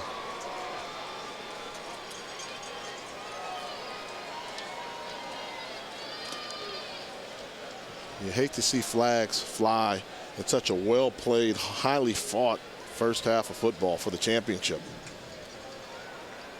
After the play was over, we have 2 dead ball personal fouls against Sam Houston. Those penalties, number 66 and 32. Those penalties will be enforced in the second half kickoff, halftime. Gary Lawrence and Kenneth Jenkins hit with those personal fouls on the way into the locker room, but we are tied at 10 as the end result after 30 minutes of football. Last year, Sam Houston State led 6-3 at the break. But North Dakota State would score 14 in the second half to win. Let's go downstairs, visit with Carol. Coach, animated conversation there with kicker Adam Keller. What was that about? Well, he missed the kick, and we just got to have him work on it better. What other adjustments do the Bison need to make? Well, we got to do a better job. They were doing a nice job throwing the football. We knew they were going to make progress in it, but they're going to take their shots, and we got to make them pay for it. You told us it was going to be close. How does this compare to your expectations? This is exactly what we thought. I'm sure Coach Fritz will say the same thing. Great ball game. Thank you, Coach. Dave? Thanks, Kara. Craig Bohl won this a year ago. FCS National Coach of the Year. His club tied up with Sam Houston State. They're your defending national champs. Let's head to the studios. We're back in Frisco, just north of Dallas, Texas. Tied at 10 after 2 quarters of football, moments away from third quarter action. Dave Neal alongside former NFL quarterback Jay Walker. And just to put it bluntly, any surprises in the first 30 minutes? The fact that Sam Houston has controlled the football for 5 more minutes than North Dakota State. That's what North Dakota State makes their bread and butter off of. Has not worked for them today. They're very fortunate to be tied in this football game. Well, if you look at the numbers, very similar on both sides of the football. These teams pretty equally matched coming into this game. And, well, the stats pretty much bear that out. 199 total yards for North Dakota State, 217 for Sam Houston. North Dakota State only 65 yards passing. Their game plan was to throw the football more than they have in the past. They've got to figure out a way to convert on third down. They've only had their 2 of 7 on third down conversion. Well, after 2 personal fouls against Sam Houston State right before we went into the locker room, this is right. North Dakota State's going to kick it off from the 35, and they will pooch it. And I'm surprised they didn't try to onside kick it. I mean, I would agree with you. Go for the onside kick. Even if they recover, they're still going to get the ball around the 25-yard line. But I think they did the exact opposite thing of what you want to do in that situation there, which is kick the ball to the end zone, and it's almost like the penalties were for naught. Yeah, so Sam Houston State kind of dodges one there. Had they been the team kicking off, it would have been a dynamic change. They would have had to kick off from back near the 5-yard line, from the 20-yard line. Missed opportunity there. You know, take a chance for it. It's almost like a free chance at an onside kick.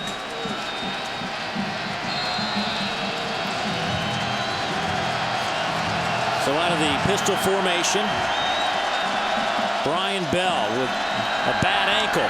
Swings one near side. That pass is caught. Gain of a yard by Chance Nelson. We've got to watch Brian Bell here during the second half. He tweaked his ankle in the first half. He's been able to tough it out, but so often when you go into the locker room at halftime, if you don't do a good job of keeping that ankle loose, it will tighten up on you. He's already limited mobility-wise now. We'll see how he does in the second half.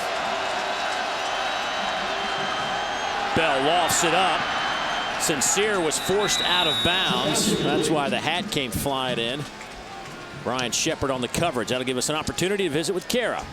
I had a chance to visit with Sam Houston State head coach Willie Fritz. He told his players, be ready for a fourth quarter thriller. He acknowledged they made some mistakes they need to clean up, but he told us this week, guys, these Bearcats are very mature. They always respond. And their motto since losing in this national title game last year has been finish. We'll see if they can. Third down and 9. Heat comes. Pass through the hands of Trey Diller, and flags come in. Late flags come in. Marcus Williams on the coverage of Diller.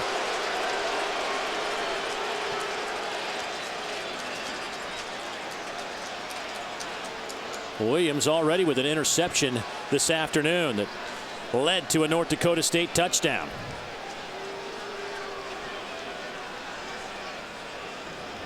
Pass interference, defense number 1. Penalty enforcement, spot a foul, automatic first down.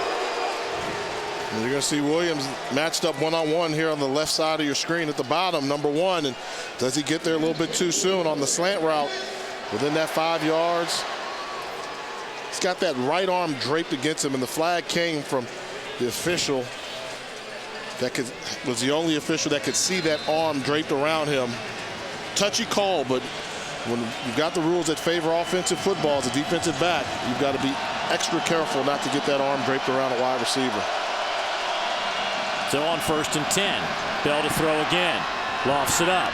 Looking for Williams to make a play, and he does at the 47. 19 yards. Torrance Williams was going to be the secret weapon for Sam Houston. I don't think North Dakota State anticipated him participating in this football game. And you'll see a good job by Bell putting some air underneath the football, and Williams goes up and does the rest. Catches the ball with his hands, shielding off Christian Dudzik. Good catch by Williams, setting up his club at the 47-yard line.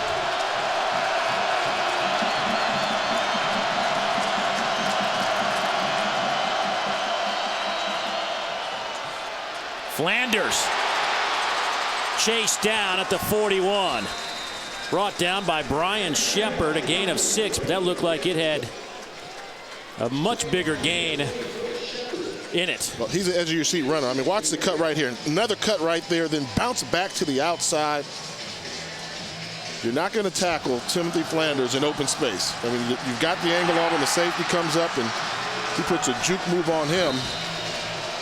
Picks up 6 yards on the play. Look at that average, 3.1 per carry today. Came in averaging almost 6 yards a carry. Bell lofts it up. Overthrew Trey Diller. Boy, a lot of movement in the Sam Houston offense.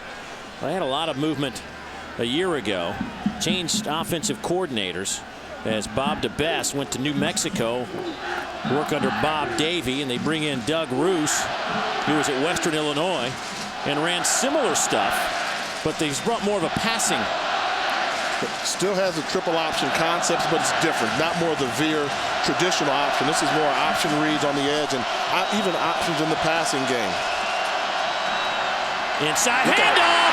There goes Flanders. Give him 6. But a flag is down at the line of scrimmage. Holding. Offense, number 74. 10-yard penalty. Repeat first down. The true freshman, Donald Jackson, with a hold at the line of scrimmage. Then you're going to see big Donald Jackson lining up at your guard position. This is Jackson right here, trying to do a reach block over to his left. He's getting there. He's in good position. the takedown. And that's just a play where Flanders is by him. You know, the hold does not affect the play. He wasn't going to get there. There was somebody on the ground. But by definition, he was holding the jersey. They've got to call it from behind. That last angle gave you a good look. That left arm was definitely involved in that play. So now it's 3rd down and long. Over the middle, that pass could be picked off. It may be. They will say intercepted by the Bison. Carlton Littlejohn. His 2nd pick of the year. Littlejohn from his linebacker position. Did he get his hands underneath that one? And here Bell just indecisive with the throw. Littlejohn, great job just reading the quarterback's eyes. Does he have it? You know, he does a good job of showing the ball right away. See, once he has it, they're looking to see, and you've got to show it to him. Good job of getting that right arm underneath, showing the officials I maintain possession. That's a big play by Carlton Littlejohn. I'm going to take another look at it, but I believe that'll be a... The ruling on the previous play is a turnover, catch, and interception. The play is under further review. When you talk to defensive coordinator Chris Kleinman about Carlton Littlejohn, he said he's the unsung hero on this defensive unit. Gets overshadowed by Grant Olson because of the number of tackles that Olson has with the 146 on the season. But Littlejohn's a guy that does the little things you need to be an effective defense. And once you leave your feet, it's almost like a wide receiver. Once you leave your feet and you're going to the ground, it's important that you show the ball to the official right away so that he knows that you maintain possession of the ball. He's got it there. He's got his arm underneath. That's a that is a catch. I don't think. And there was an angle we saw earlier where he was able to actually cup the ball in his right hand and have that glove underneath the football.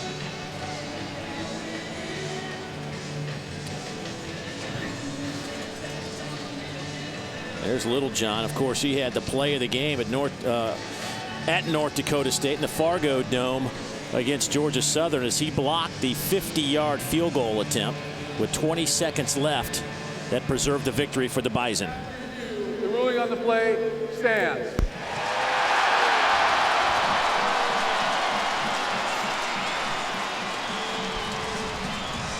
So the 2nd interception of the day for Brian Bell. He came in with just 7 picks all season.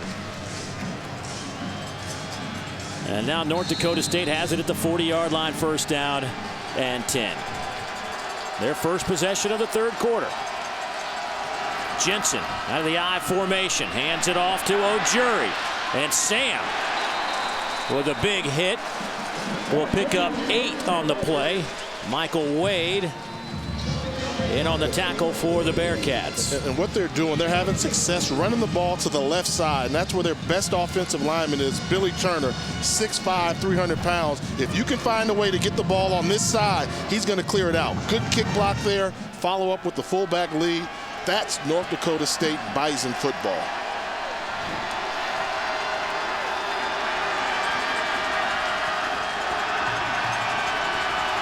There goes Smith in motion, but Jensen will throw it. He's hit off the fingertips of Zach Vraa. And Jensen took a shot right as he let go of the football. Jensen had the ability to reset his feet on this throw here. Robert Shaw coming from his safety position on the blitz. Got there just a second earlier than Jensen anticipated, forced him to release the ball sooner. Long incomplete pass. So now it's 3rd down and 2.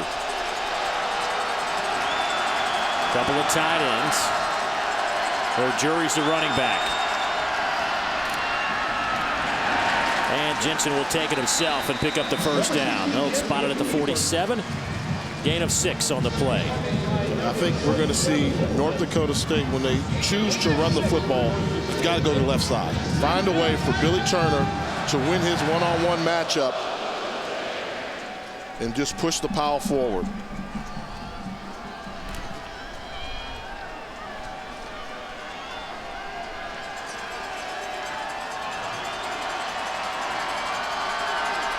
Stacked receivers to the far side.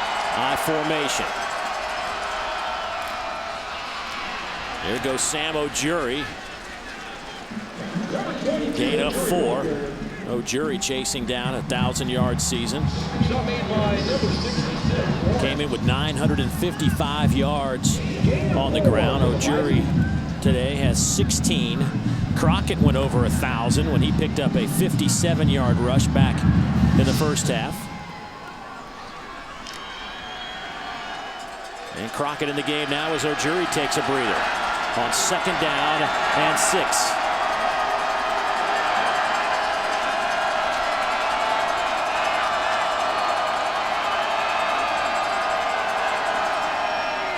Here comes some pressure.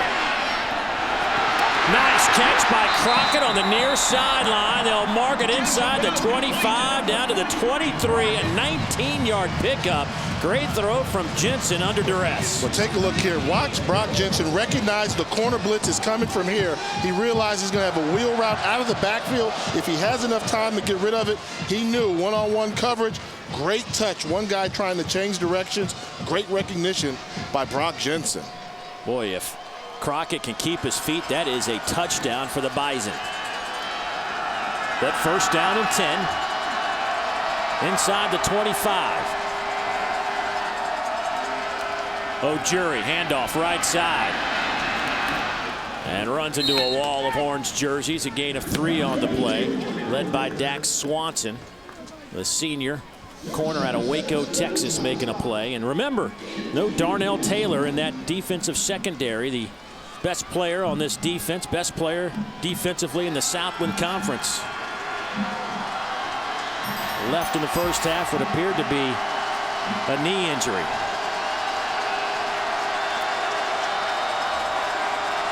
Couple of tight ends on 2nd down and 7. Drive started back at the 40-yard line of North Dakota State. O'Jury inside the 15. Give him 8. Darius Taylor brings him down. That'll be close to a 1st down. It will be a 1st down as they move the chains. It seems as if both teams are starting to go to their bread and butter. You know it's power football for North Dakota State. In the first half, they did not challenge the Bearcat defense in the middle of the defensive line. Now in the second half, the adjustment has been, we've got to go out there and enforce our will on this stingy Bearcat defense, and the Bison are having success here in the second half. 8th play of this drive. 2 passes, 5 runs. They'll hand it off to Smith. Dancing around inside the 5. Close to the 1st down. They'll spot it at the 4. Needs about another half a yard. Garrett Bruin. Yeah, you see Garrett Bruin going to do a kick out block number 47. That's Bruin right there on the chop block. And then there was all Ryan Smith after that. Hard cutting to the middle. So it'll be 2nd down and short, Jay. And that clock moves under 9 minutes to go here in the 3rd quarter. This has been classic North Dakota State football on this drive.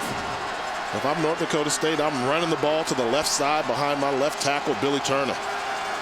Turner, the All-American. They will go behind him. They will say O'Jury is just shy of the goal line.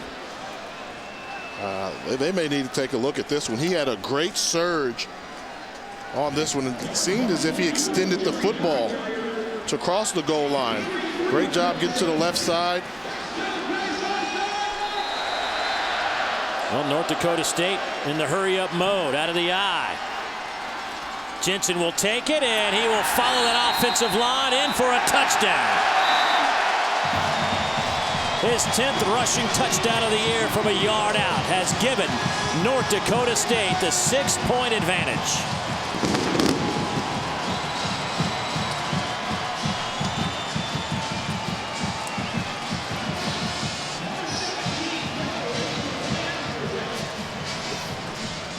So for Jensen, his 2nd rushing touchdown this afternoon. The first from 20 yards, that one from a yard out. Here is Adam Keller to attempt the point after.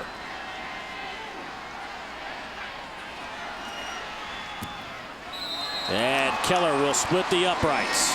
Boy, that was just, if you want to know what North Dakota State's offense looks like, just watch that drive over and over again. 10 plays, 60 yards, 4.5 minutes off the clock. They lead by 7.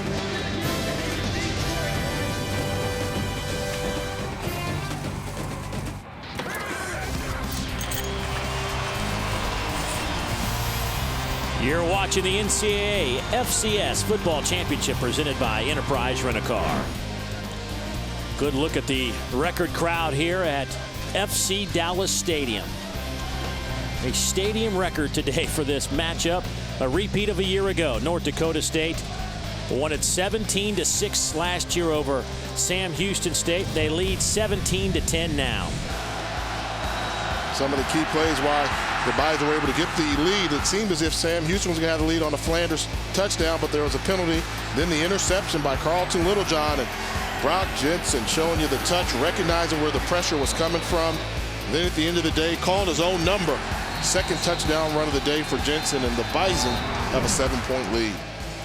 And North Dakota State has taken advantage of those Sam Houston State turnovers to the tune of 14 points.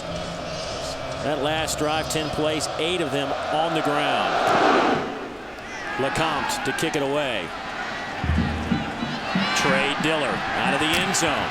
Trey looking for a little bit of room, and there is none. He'll get it to the 17, and that is where the Bearcats will start this drive. Antonio Rogers with that special teams tackle for North Dakota State.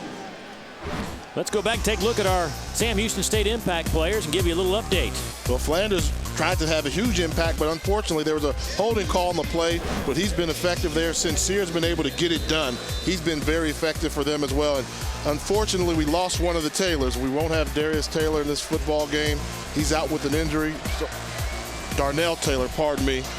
The linebacker is Darius Taylor. He's still around, but that's what our impact players for Sam Houston State have done. So here's Sincere at quarterback. Takes the Wildcat snap out over the 30. The pile still going to the 32-yard line. That'll be a gain of 15. And a good start on this drive for the Bearcats. Sincere averages 6 yards a carry. And now he's got 8 for 22. He suffered a 9-yard loss on a sack when he tried to throw out of the Wildcat.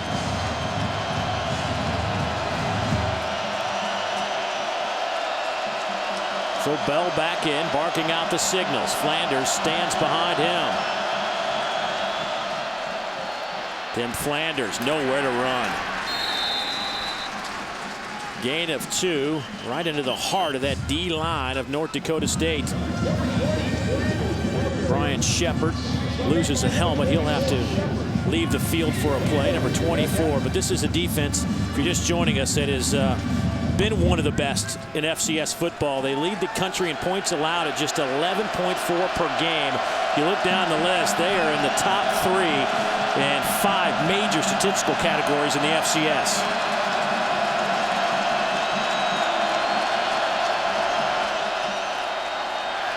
Bell to throw to his tight end. Pass is caught by Shane Young. He's in North Dakota State territory. Down to the 44. A gain of 21 for the sophomore. Great anticipation by Brian Bell.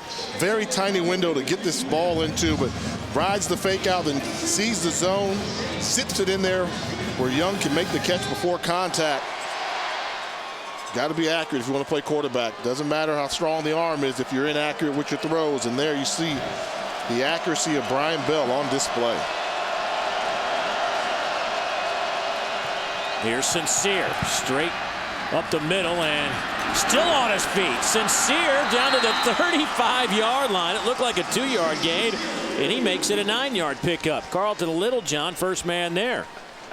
This is why you play Wildcat formation. You get an extra runner in there at the quarterback position, and the initial contact won't bring him down. Missed tackle by Travis Beck, number 52. But you see Sincere realizing the importance of this football game, trailing by 7. This is playing football at a high level. Second down and short. 6:22 to go, third quarter. 7-point Bison lead. Here's Flanders. Boy, they have just bottled him up. Ricky Hagan leads the way. Loss of 5 on the play. That's got to be disappointing. You have to be able to run the football just versus a 4-man defensive line. In that case there, Hagan just beat his man mano-a-mano off the line of scrimmage to come up with the tackle for a loss. So instead of 3rd and 1, it's now 3rd down and 6. Bearcats 4 out of 9 on 3rd downs this afternoon. Pressure comes. Bell picks it up. Pass is caught, but that may be a yard shy of the 1st down marker. Trey Diller came back for the football, but he came back too much. They brought pressure, one-on-one coverage. Diller versus Marcus Williams. Good job with the jab. Catches the ball right on that line. Right around the 1st down marker, but just a little bit short, but clearly 4-down territory for the Bearcats. They will go for it on 4th and inches. Got to get the ball to Timothy Flanders, your All-American running back, and tell him he's got to come up with this 1st down.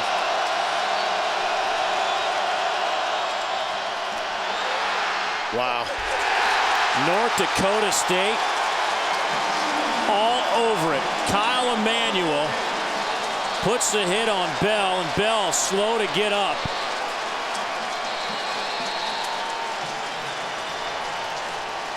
A naked bootleg with his back turned to the defensive line, and Kyle Emanuel coming off the edge with a full head of steam.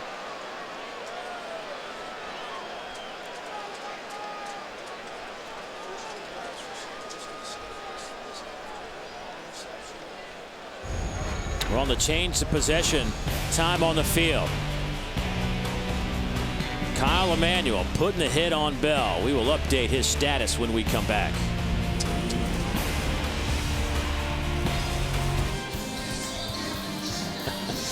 Well, that's a pretty good sign there. Approaching the Frisco Cliff. North Dakota State leads it by a touchdown. 4:49 to go in the 3rd quarter.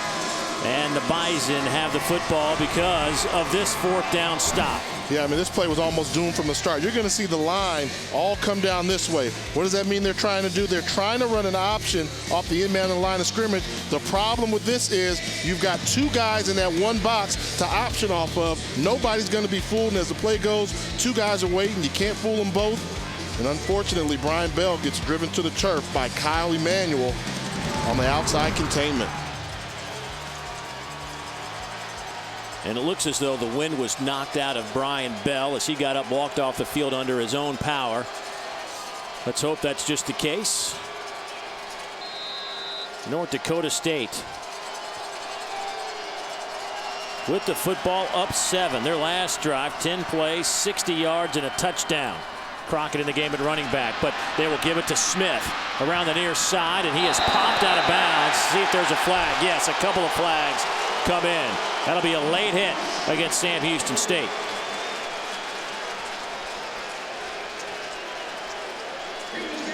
Well, that was an easy call for the officials to make. They've had some success running Smith on the football on the perimeter. Foul. They hit out of bounds, number 27 of the defense. That 15-yard penalty will be tacked on to the end of the play. Automatic 1st down. I mean, look, he's clearly on the white when he gets hit. 1.5 yards, and then also you had Kenneth Jenkins coming over to finish him off. That's just poor discipline by the secondary for Sam Houston State. Once again, number 27, Mike Littleton, who's in the game because of the injury to their best defensive player, Darnell Taylor, with the mental error hitting a runner out of bounds. Grothman in at fullback. Crockett in, and he'll sling it back to his quarterback. And the pass caught down at the 10-yard line. Wow. Zach Vra makes the play. 31 yards on the pickup. Would you rather be lucky or would you rather be good? Zach Vra is going to give up on the play. He's going to come across the formation. Watch him give up on the play, assuming they've got double coverage. I'm not open on the play. He's going to leave your screen, and then you're going to see 2 guys there. He stops running, then looks up and says, oh, Here comes the football. What a fortunate turn of events for North Dakota State. First down and 10, just outside of the 10. Little fake toss. O'Jury trying to get the corner. He'll get it inside the 5, down to the 4. Give him 7 on the pickup. Darius Taylor with the tackle for Sam Houston State. It'll be 2nd down and 3. So a couple little wrinkles on the last 2 plays for the Bison.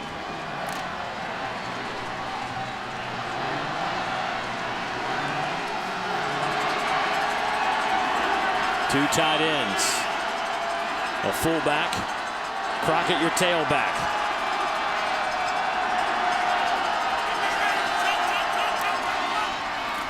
Here's Crockett. Oh, big hit at the 2. You can hear that from up here in our booth. Michael Wade steps up for the safety spot, along with Kenneth Jenkins, and now you're looking at 3rd and 1.5 yards.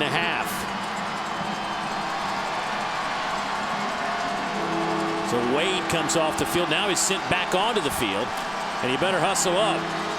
They may need a timeout here. Sam Houston State can't get the personnel lined up. Poor Michael Wade was coming off, then he sent him back on, then he was coming back off. Finally, Willie Fritz says enough of this. Take a timeout. He just ran some suicides back and forth. College football is on ESPN Sunday night at 9 o'clock Eastern. Darrell Hazel's Golden Flashes of Kent State, ranked 25th, will play for their coach for the final time as they face Sun Belt Conference champions Arkansas State in the GoDaddy.com Bowl. Kent State, Arkansas State, Sunday at 9 Eastern on ESPN and also live on the Watch ESPN app. Darrell Hazel off to Purdue after this game. And Gus Malzahn, the former coach at Arkansas State, ran him through the regular season, now at Auburn. There's a look at Darnell Taylor on crutches after looked like his knee just gave out on him on the play back in the 2nd quarter. The senior safety, team's leading tackler, an All-American, 2-time Southland Defensive Player of the Year. 3rd down. Here's the toss. Crockett can't get to the goal line, but let's see how close he is to the 1st down line. Kenneth Jenkins makes the tackle. It's going to be 4th down. What a gutsy performance by this Sam Houston Bearcat defense.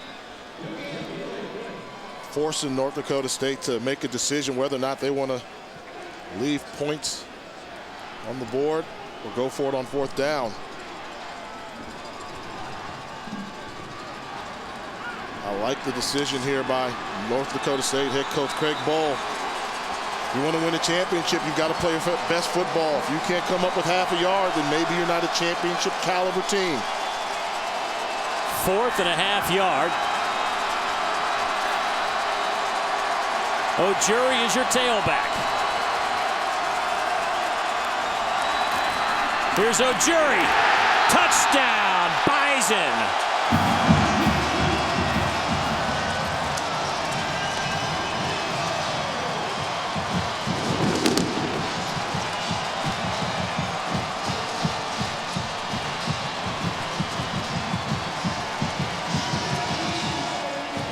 That is the 38th rushing touchdown for the season for North Dakota State. Here's the point after from Keller, and it's a bobbled snap. LeCompte will get it back to Keller, who's being chased down. He'll throw it up in the end zone. And the catch is made. The 2-point conversion works perfectly, I guess. Mike Hardy, a defensive end, floats into the end zone and makes the grab from Keller. When you're clicking on all cylinders, everything seems to work. We've seen him score on a busted play before. We've seen him take advantage of a muff. In this case here, you're going to see him take advantage of a missed extra point attempt right here. North Dakota State converted with the fire call. They've got a lead by 15 when we come back.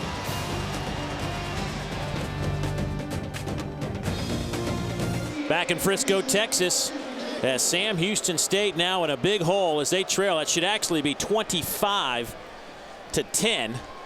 and not 23-12. 25-10. Go back to the two-point conversion. Draw it up, Jay, and show us. You're going to take a look right here. This is 91 on the end of the line of scrimmage, second from the end on the line of scrimmage. You say, well, how can he do that? Is he allowed to do that? Did he declare being eligible? It's not the NFL. You don't have to declare eligible. But I'm sure some people are scratching their head, and he just found a soft spot and came up with the two-point conversion. Well, we're lucky enough to have Rogers Reddings of the NCAA with us, and Rogers explained to us why he was eligible on that play. Well, Dave, if he's on the end of the line and he has an eligible number, that is anything outside of 50 through 79. If he has 50 through 79, he's not eligible no matter where he lines up.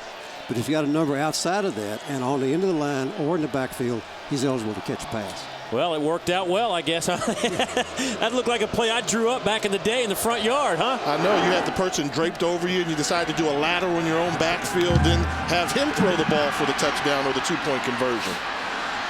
Well, the Bearcats need a big play, and they got a nice return out to the 35-yard line as Keyshawn Hill brings it out to the 35. Well, the SEC and Big Ten headline Super Tuesday at 7 o'clock Eastern. Phil Pressey and the 12th-ranked Missouri Tigers host Trevor Relaford and the Alabama Crimson Tide. Then at 9 Eastern, Deshaun Thomas leads number 8 Ohio State into Purdue against the Boilermakers. That's Alabama and Missouri, followed by Ohio State and Purdue. Tuesday night on ESPN, also live on Watch ESPN. Boy, for Willie Fritz, are you panicking yet? I think this is where you get the opportunity to practice what you preach. For Sam Houston, as you see the completion there, when we talked to Coach Fritz about the game a season ago, he said when they fell down by 11, he kind of knew they were in trouble. They didn't have the offensive firepower to come from behind. Well, now, fast forward a season, you're down by 15 in the second half. You think you have an offense that can come from behind. Great opportunity for the offense to practice what they've been preaching all season long, that they can play with anybody, any type of football. The second best scoring offense in FCS football. Down 15 as Flanders is wrapped up a loss of a yard. And once again, boy, this is playing out like it did a year ago for Mr. Flanders. No room to run at all for him against this Bison defense. The strength of their defense is they call it their heavy defensive line rotation. Ryan Drevelo goes out. They've got 6 bodies that they put in there to play defensive tackle. And then they've also got young freshman Brett Pierce playing defensive end as well. Very active, very deep defensive front for North Dakota State. Flanders 14 carries, 28 yards. Sincere in at quarterback. He'll run a little option game, and he's got nowhere to run. Give him a couple of yards. Carlton Littlejohn with the tackle. The unsung hero of the defense, as the coach has said, when you play assignment football, if you're responsible for the pitch man, then you've got to go with him wherever he goes. In that case, they also had somebody to cover the running back as well. I believe that North Dakota State has made the adjustment to the option from Sam Houston, and they're in their comfort zone now.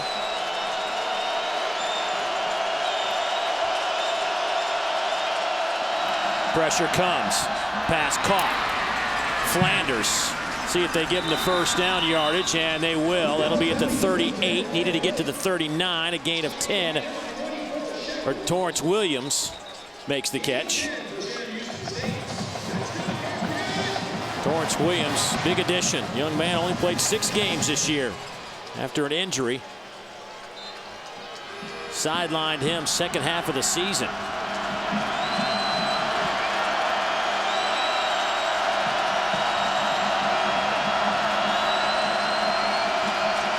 This could be the final play of the quarter, and it is.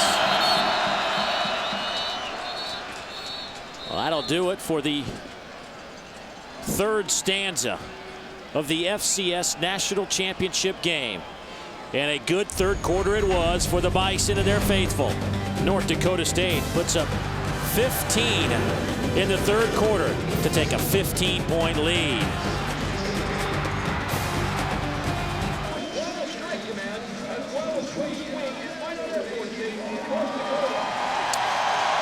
Well, it's 25-10 here as we start the fourth quarter. North Dakota State 13-1 on the year, the #1 seed in these playoffs. Sam Houston stayed unseeded, but they came in the final regular season FCS poll as the 5th-ranked team in the country. They lost 2 of their first 3 games. This is a club that won 10 of their last 11, and when you consider the fact that the Bearcats played 10 games of the 14 they have played this year, 10 have been on the road, including postseason competition up at Eastern Washington a couple weeks ago, and it's been a phenomenal job by Willie Fritz to block out the distractions. And even in a game like today, where obviously North Dakota State has more fans here, they're used to it all season long, and everything you do during the regular season and postseason helps set up your team for this environment that they're in right now. Right now, their backs are against the wall. Bearcats will look at 1st down and 10 from the 38-yard line as we are ready for play. Final 15 minutes for the FCS National Championship. Bell to throw, deep down the middle. Passes drop at the 10-yard line. Chance Nelson got his hands on it, but hit by Christian Dudzik, the free safety, and knocked it loose. Nelson's their home run hitter, but they like to line up in the slot, and he runs deep patterns there. That time there, ran the double move on the post. Nicely thrown ball, but great defense by Christian Dudzik to break it up. Sam Houston State in that 3rd quarter, only 29 yards on the ground. North Dakota State, they rushed for 60 and 2 touchdowns. Here's Bell. He's trying to scramble around, and he will just throw it out of bounds. Ryan Drevlo, defensive tackle, nose guard, trying to run him down. And I've been surprised on this drive we've not seen Timothy Flanders over on the sideline. That's your best player, and the ultimate offensive weapon in FCS football. He's been watching from the sidelines. The junior out of Midwest City, Oklahoma, has really had a tough day. 28 yards on 14 carries. Flag down. This could be a free play for the Bearcats. They'll take advantage. Pass caught inside the 20, down to the 15 goes Brandon Wilkerson, a redshirt freshman out of LaGrange, Texas. See if this play will hold up. Gain of 23. Offsides, defense, number 98. That penalty be declined. 1st down. It's actually against Ricky Hagan, 96. But it's declined, and now it's 1st down and 10. Bearcats at the 15. Now that you bring Flanders in the game, I would consider using him as a decoy. Flanders in the game along with Keyshawn Hill.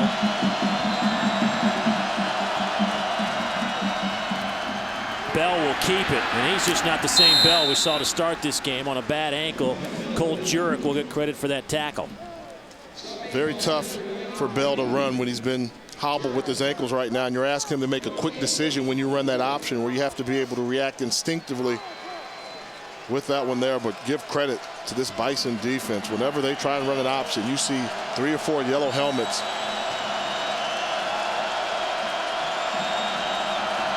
Couple of tight ends on 2nd down and 10. Single setback is Timothy Flanders. Option, the pitch to Flanders.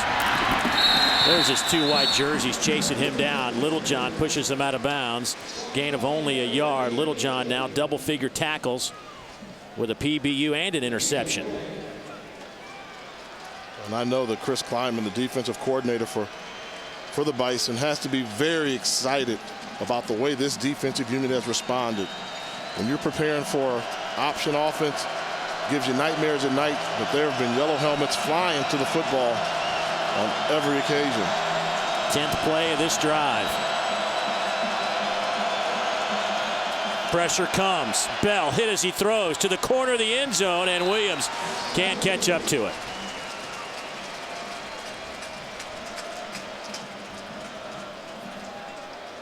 And Willie Fritz will bring out his field goal unit. Miguel Antonio, who was missed from 32, made from 38. They will set this up between the 22 and the 23-yard line. Actually, they'll put it right down on the 22. So a 32-yard attempt from Miguel Antonio. Snap is good. The kick on the way. Plenty of leg. And Antonio splits the uprights. A young man who lost his job a year ago because he was 5 out of 12 to start the season has bounced back nicely in 2013. Sam Houston State has cut the lead to 12.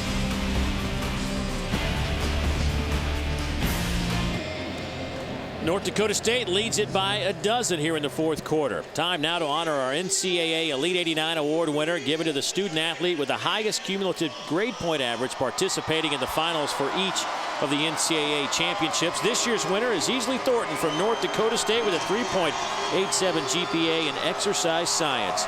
For more information, go to ncaa.com, the official online home for all 89 NCAA championships.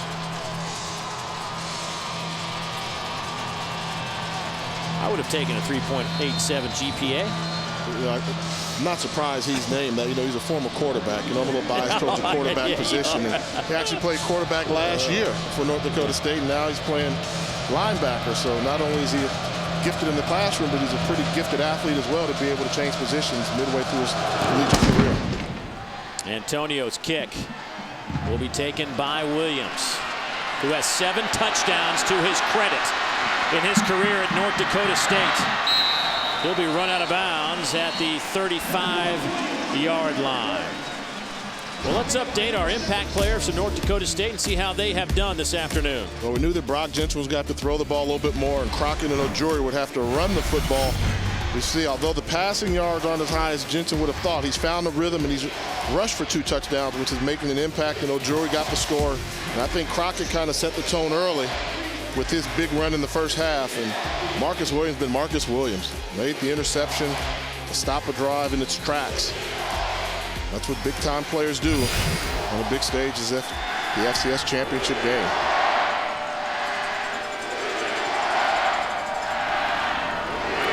Handoff goes to Ojuri. He's got a big hole. He's into Sam Houston State territory down to the 40-yard line. Darius Taylor brings him down, a gain of 25 for Mr. Ojuri, the junior. Those of you looking to see the Wolfpack take on Boston College, that'll be coming up. They'll start that at 4:15 Eastern on ESPN News.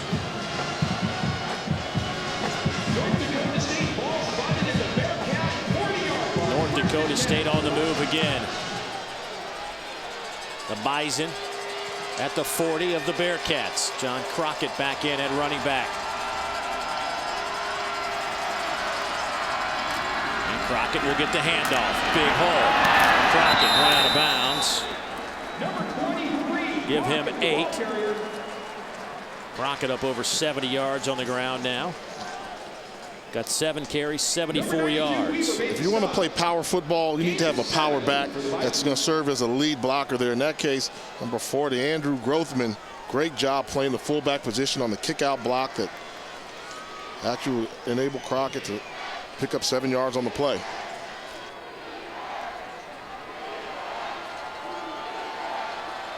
Ojuri now in a tailback on 2nd down and 3.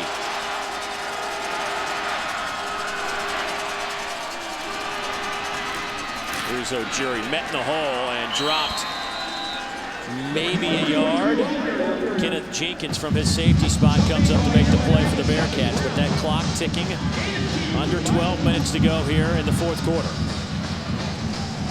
And Sam Houston desperately needs a stop right now. If they can hold North Dakota State right now from now getting the first down, you're talking about a 50-yard field goal attempt, which is 50-50 at best. Time for them to dial up their best defensive stop and try and slow down the Bison. Crockett, your tailback. They'll run him. He's looking to throw the jump pass. It's there. Down to the 5-yard line go the Bison. Kevin Vaughn, the tight end, with the reception that goes for 26 yards. That's almost like cheating. How can you prepare for that? So much on the line. I'm thinking it's going to be some type of bootleg action, and they're going to sneak the tight end up and behind the secondary. You see clearly the safety is anticipating the run, Kenneth Jenkins, and the athleticism to complete the jump ball.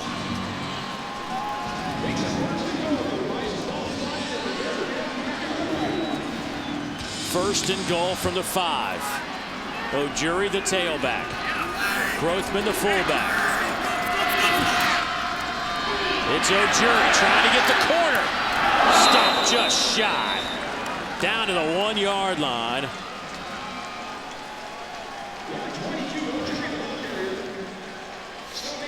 You see Grothman there, number 40, on the kick-out block.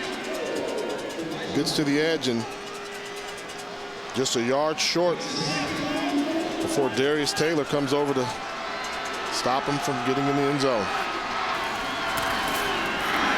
Jensen, no signal. Touchdown, North Dakota State.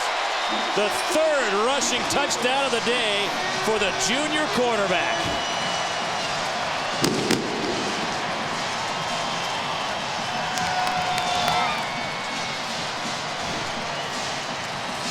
Quarterback sneak, Jensen, 6'3", 225 pounds. The initial contact stops him, but he's able to lean forward, protect the football, and cross the plane of the goal line.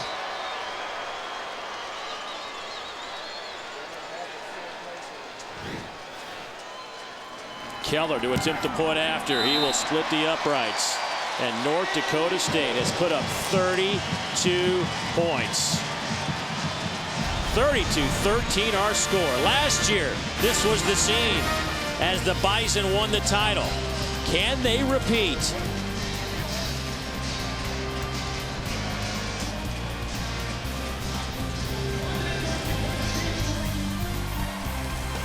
You're watching the NCAA FCS Football Championship presented by Enterprise Rent-A-Car.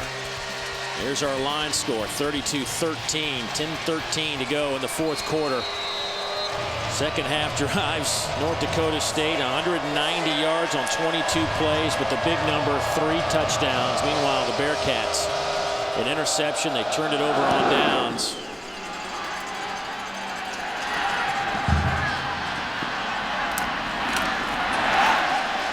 And Keyshawn Hill out to the 20-yard line. Let's get an update with Steve Weisman in the studio.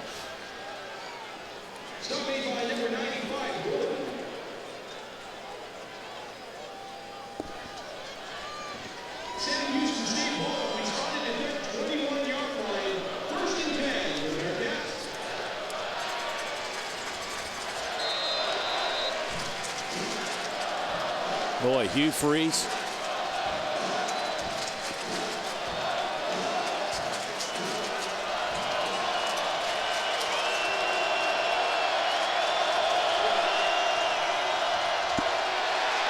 Thanks, Steve. Here, Sam Houston State trying to find a little bit of offense. Torrance Williams out to the 22-23-yard line.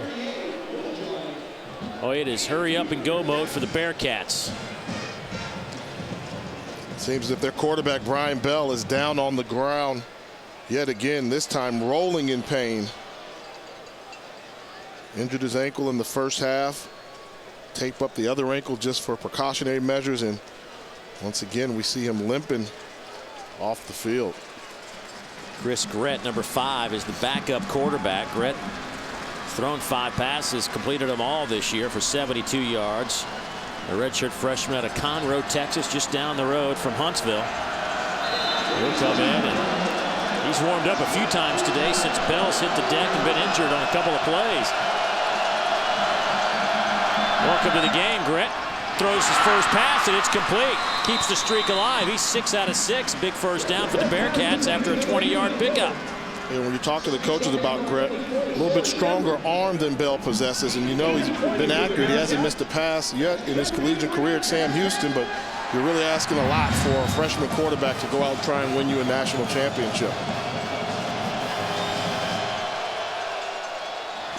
Here's Flanders. He's to midfield into North Dakota State territory. Although the freshman down down the road at Texas A&M's had a pretty good run of it.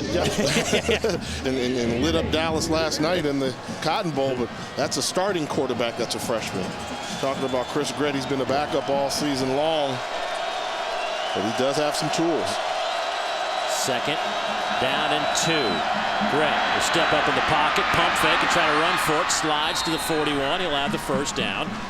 Travis Beck in on the tackle. Mentioning Travis Beck, he was the MVP of this game a year ago. Sophomore out of Munich, Indiana. And there is Bell. He was trying to shake off that pain.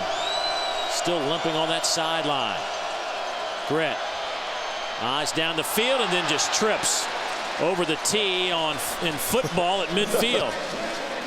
And there was plenty of daylight to run to the outside.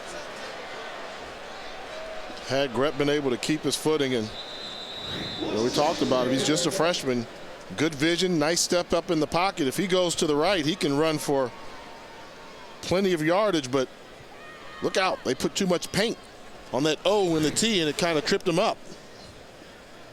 Injured players, Cole Jurek, defensive end. But Brian Bell has been hit all afternoon today. He has paid a price as a quarterback today for the Bearcats. And once they knew that he was injured, they continued to try and get hits on the quarterback. Hard tackles. These aren't just normal tackles. You're talking about pile driving a quarterback into the turf. He gave it all he could give, but I'll never question the mental toughness as well as the physical toughness of Brian Bell with all the hits that he endured. Pressure comes. Grett slings it to the far side. Incomplete. It'll be third. It's got to be a flag. And there is the flag. Chance Nelson, the intended receiver. Travis Beck trying to chase him down. Pass interference. Defense, number 52. Penalty enforced from the spot of the foul. Shoots automatic first down.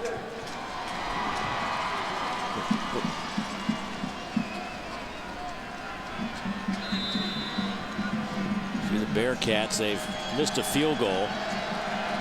It's a bad snap and just tough to get it down in time, but 7 penalties for 80 yards, but most importantly 2 turnovers that North Dakota State made them pay for. Make it 3 turnovers. Pops into Morton's hands. He's on the run. He's got room down the near side. And he is dropped at the 30-yard line by Williams, but the 3rd turnover of the day sets up the Bison. A 39-yard return. A tipped ball fell right into the lap of Martin. Yeah, the question will be, did this ball touch the ground off the tip? Missed there. Ball popped up, and great awareness by Andre Martin.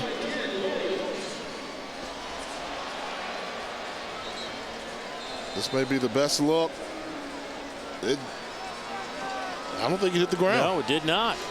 It was on his right forearm. Brian Shepard had what he thought was going to be the interception. He couldn't hold on to it, but fortunately, Andre Martin Jr. Those of you waiting on some basketball, Ruling NC on the State. previous play is an interception. The play is under further review. NC State and Boston College going at it. That starts at 4:14 on ESPN News. Those of you waiting for that, we'll still have 8 minutes and 11 seconds. We got a late start here as well today. And this is off the tip, and that's Brian Shepard. And the ball just pops up in the air, and Andre Martin recognizes it and does what you're supposed to do. Put it in the hands of the official to make the call if the ball touched the ground or not. And I think right there's a pretty clear indication that that ball never touched the ground. Those 2 guys right there, Jay. You look at Brian Shepard, who kept that ball alive. The young man had a lacerated kidney. Missed about 9 weeks of football. So the 3-week break allowed him to get back on the field. And then Andre Martin Jr. transferred in from Northern Iowa after he earned his degree. Comes here this year to play for North Dakota State and earns a starting role at that corner. So 2 guys that have had some issues and some windy roads. The ruling on the field is confirmed. First down. have stepped up to make the play for the Bison. Andre Martin going from Northern Iowa to North Dakota State. Those teams don't like each other. You're talking about the Unidome versus the Fargo Dome. But at least he was smart enough to continue to play indoors. If you're going to stay in that part of the country, you want to go to an indoor field. What was you went to Howard. It wouldn't look like that's a beach location, right? Yeah. John Crockett in at running back. He will dance around. It's funny, you talk about me going to Howard, being from California originally. Then I got drafted by the New England Patriots, and then I played for the Minnesota Vikings. Had I kept playing, I might have been the starting quarterback for the Antarctic Blast. You kept going north, right? John Crockett will go over 1,000 yards today. Sam Ojuri also, I think he's over 1,000 as well in his season. Ojuri 69 yards today. Crockett was 76. So 2,000-yard runners for the Bison. Ojuri in at tailback. Grothman, number 40, your fullback. And now North Dakota State just trying to eat up some clock. And Ojuri does a nice job and stays in bounds. Well, the NCAA championships continue with the Indoor Track and Field Championship. Coverage begins Sunday, March 17th at 7 o'clock Eastern Time on ESPNU. For more information, go to NCAA.com, the official online home for all 89 NCAA championships. Well, the Bison trying to polish this one off. Taking their time, breaking the huddle, and talk about a team right now being in complete control. Sam Houston State yet to make a big play defensively to create a turnover and try and help out. Crockett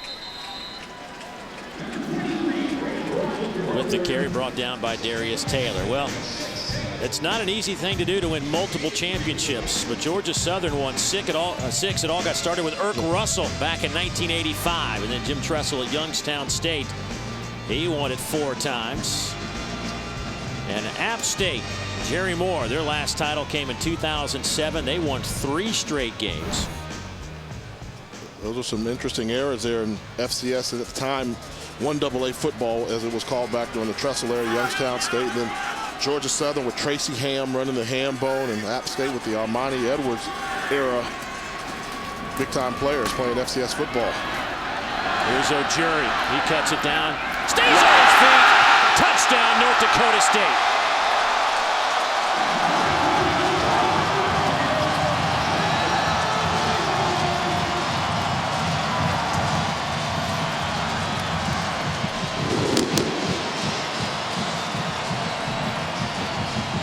That says it all. My, oh my. This is just will and determination by Sam Ojuri. Missed tackle coming up right here. That's Kenneth Jenkins, the free safety. You're the last line of defense. Got to make that tackle and make that stop. Does not. North Dakota State opening up their lead even further. One after is up and good.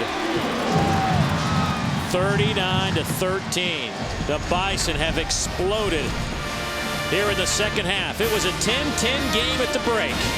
Not anymore. It's been all Bison in the second half. You can sense the Bison fans are on their way to a repeat performance. During that timeout, chanting back-to-back. LeCompte Kip to Trey Diller. Diller out to the 28-yard line.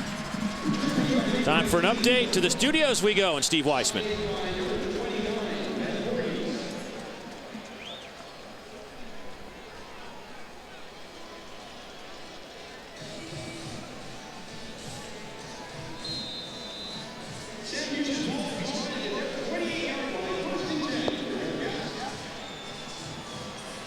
Thanks, Steve. And this North Dakota State defense has really put the clamps once again on Sam Houston State offensively. Chris Grett back in at quarterback. Ryan Bell, the starter, still on the sidelines, banged up a few possessions ago. Here's Timothy Flanders trying to get the corner. He'll get outside after he picks up the first down at the 39-yard line. Don't forget, you can head over to ESPN3 to watch the trophy ceremony. That's coming up right after our game. Willie Fritz trying to extend this as long as he can. Had to watch the Bison celebrate a year ago. There's Flanders. He's dropped at the line of scrimmage. Brian Drevlo.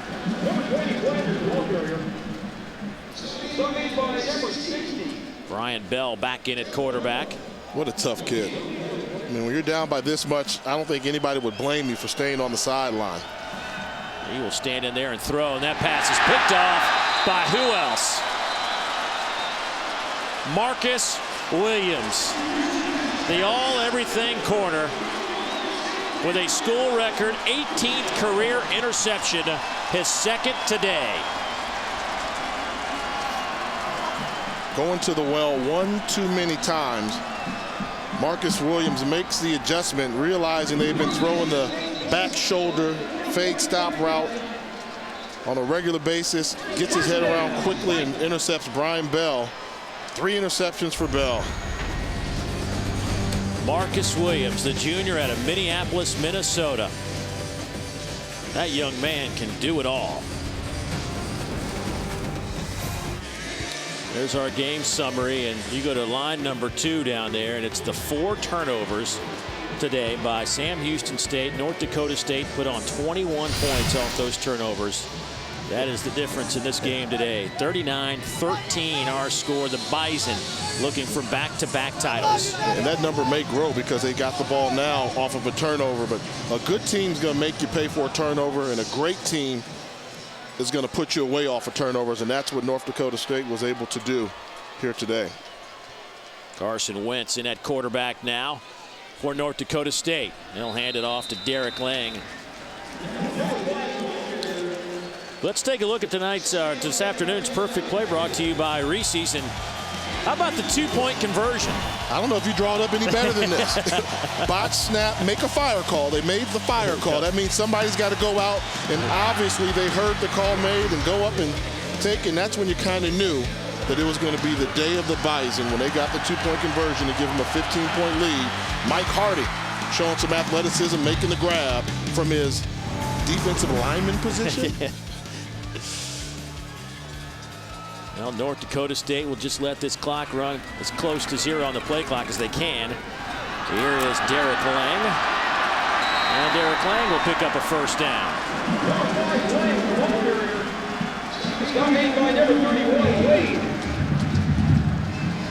North Dakota State has just been rolling along all year. 13-1 coming into this. Out of the Missouri Valley Conference, went 7-1.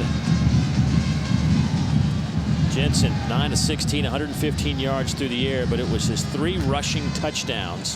One of those covered 20 yards on what looked like a broken play. Crockett, the running back, went the wrong direction. Nobody was there for him to hand it off to, and he just took it in from 20 yards out. And I think what you have to talk about when you mention North Dakota State, #1 team in FCS football. They were ranked that way. They were always in the top 5. The one loss they had on the season came Indiana State, and quarterback Brock Jensen put it on himself. He threw 3 interceptions in that game. 2 of those were returned for touchdowns, and they lost 17-14. But he managed to put that behind him, keep focused on trying to win another championship, and I mean they've done it. This will be the 8th ranked team they've beat during this season. And they also beat Colorado State as well. I don't know if it gets any better than the run by North Dakota State in 2012. The Bison have only thrown the football 4 times here in the second half. They have stuck to a talented running game. Here's Lang bouncing off some players, and he will stay in bounds. So they'll stop it. At least to move the chains. 23-yard pickup. Craig Bohl, the head coach of North Dakota State, gets a long-term contract extension. Talking to him a couple of weeks ago in the Fargo Dome, he was telling us just how much he loves being in Fargo, loves the program. So Gene Taylor, the AD, decides to lock him up with a long-term deal, and that's where Craig Bohl will be for a while. Smart move, and you can tell he appreciates where they were, where they've come from and where they're going to continue to go. He likes the direction of the program. 1,000 fans watching a walkthrough practice before a championship game, and one of the more touching moments to me was when he called the former players that were on the field watching practice, called them onto the practice field, and had each of them raise their hands from the decades in which they played football for North Dakota State. And the younger players got to understand and appreciate, and the message I got from the younger folks was, this is for you all. You all built the foundation. We're just continuing, and Craig Bohl's done an outstanding job at North Dakota State. Hey, they've gone 6-3 against FBS teams yeah. under Craig Bohl. This year they beat Colorado State.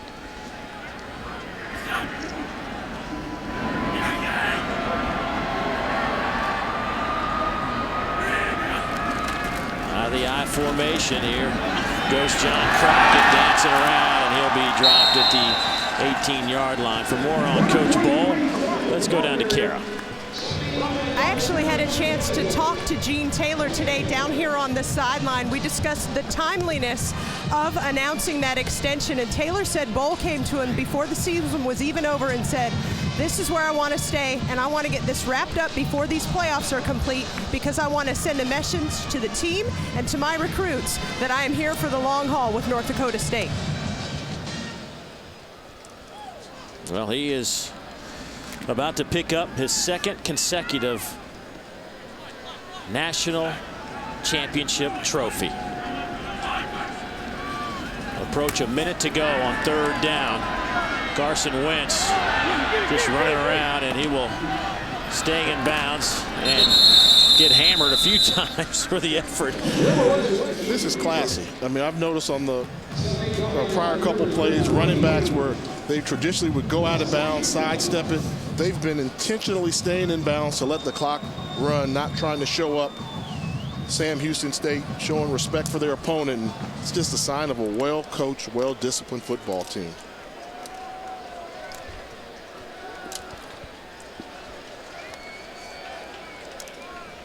Start to wonder at some point if Brock Jensen keeps on winning, although the numbers will never wow you, would he be considered for the Peyton Award given to the outstanding football player on this level of football?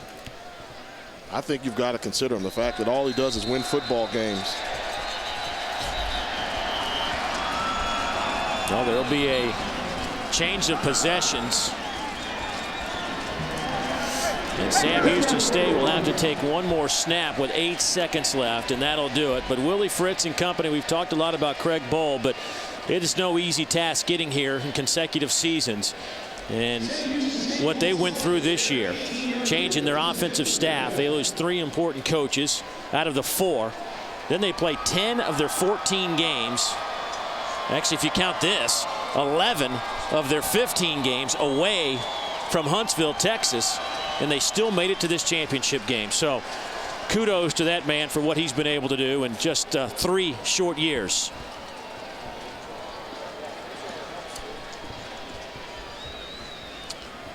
So Bell will hand it off to Flanders, and he will be dropped at the 25-yard line. And here come the Bison fans.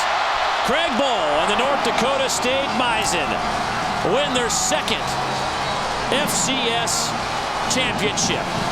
And they do it in fine fashion, 39-13, and let the party begin.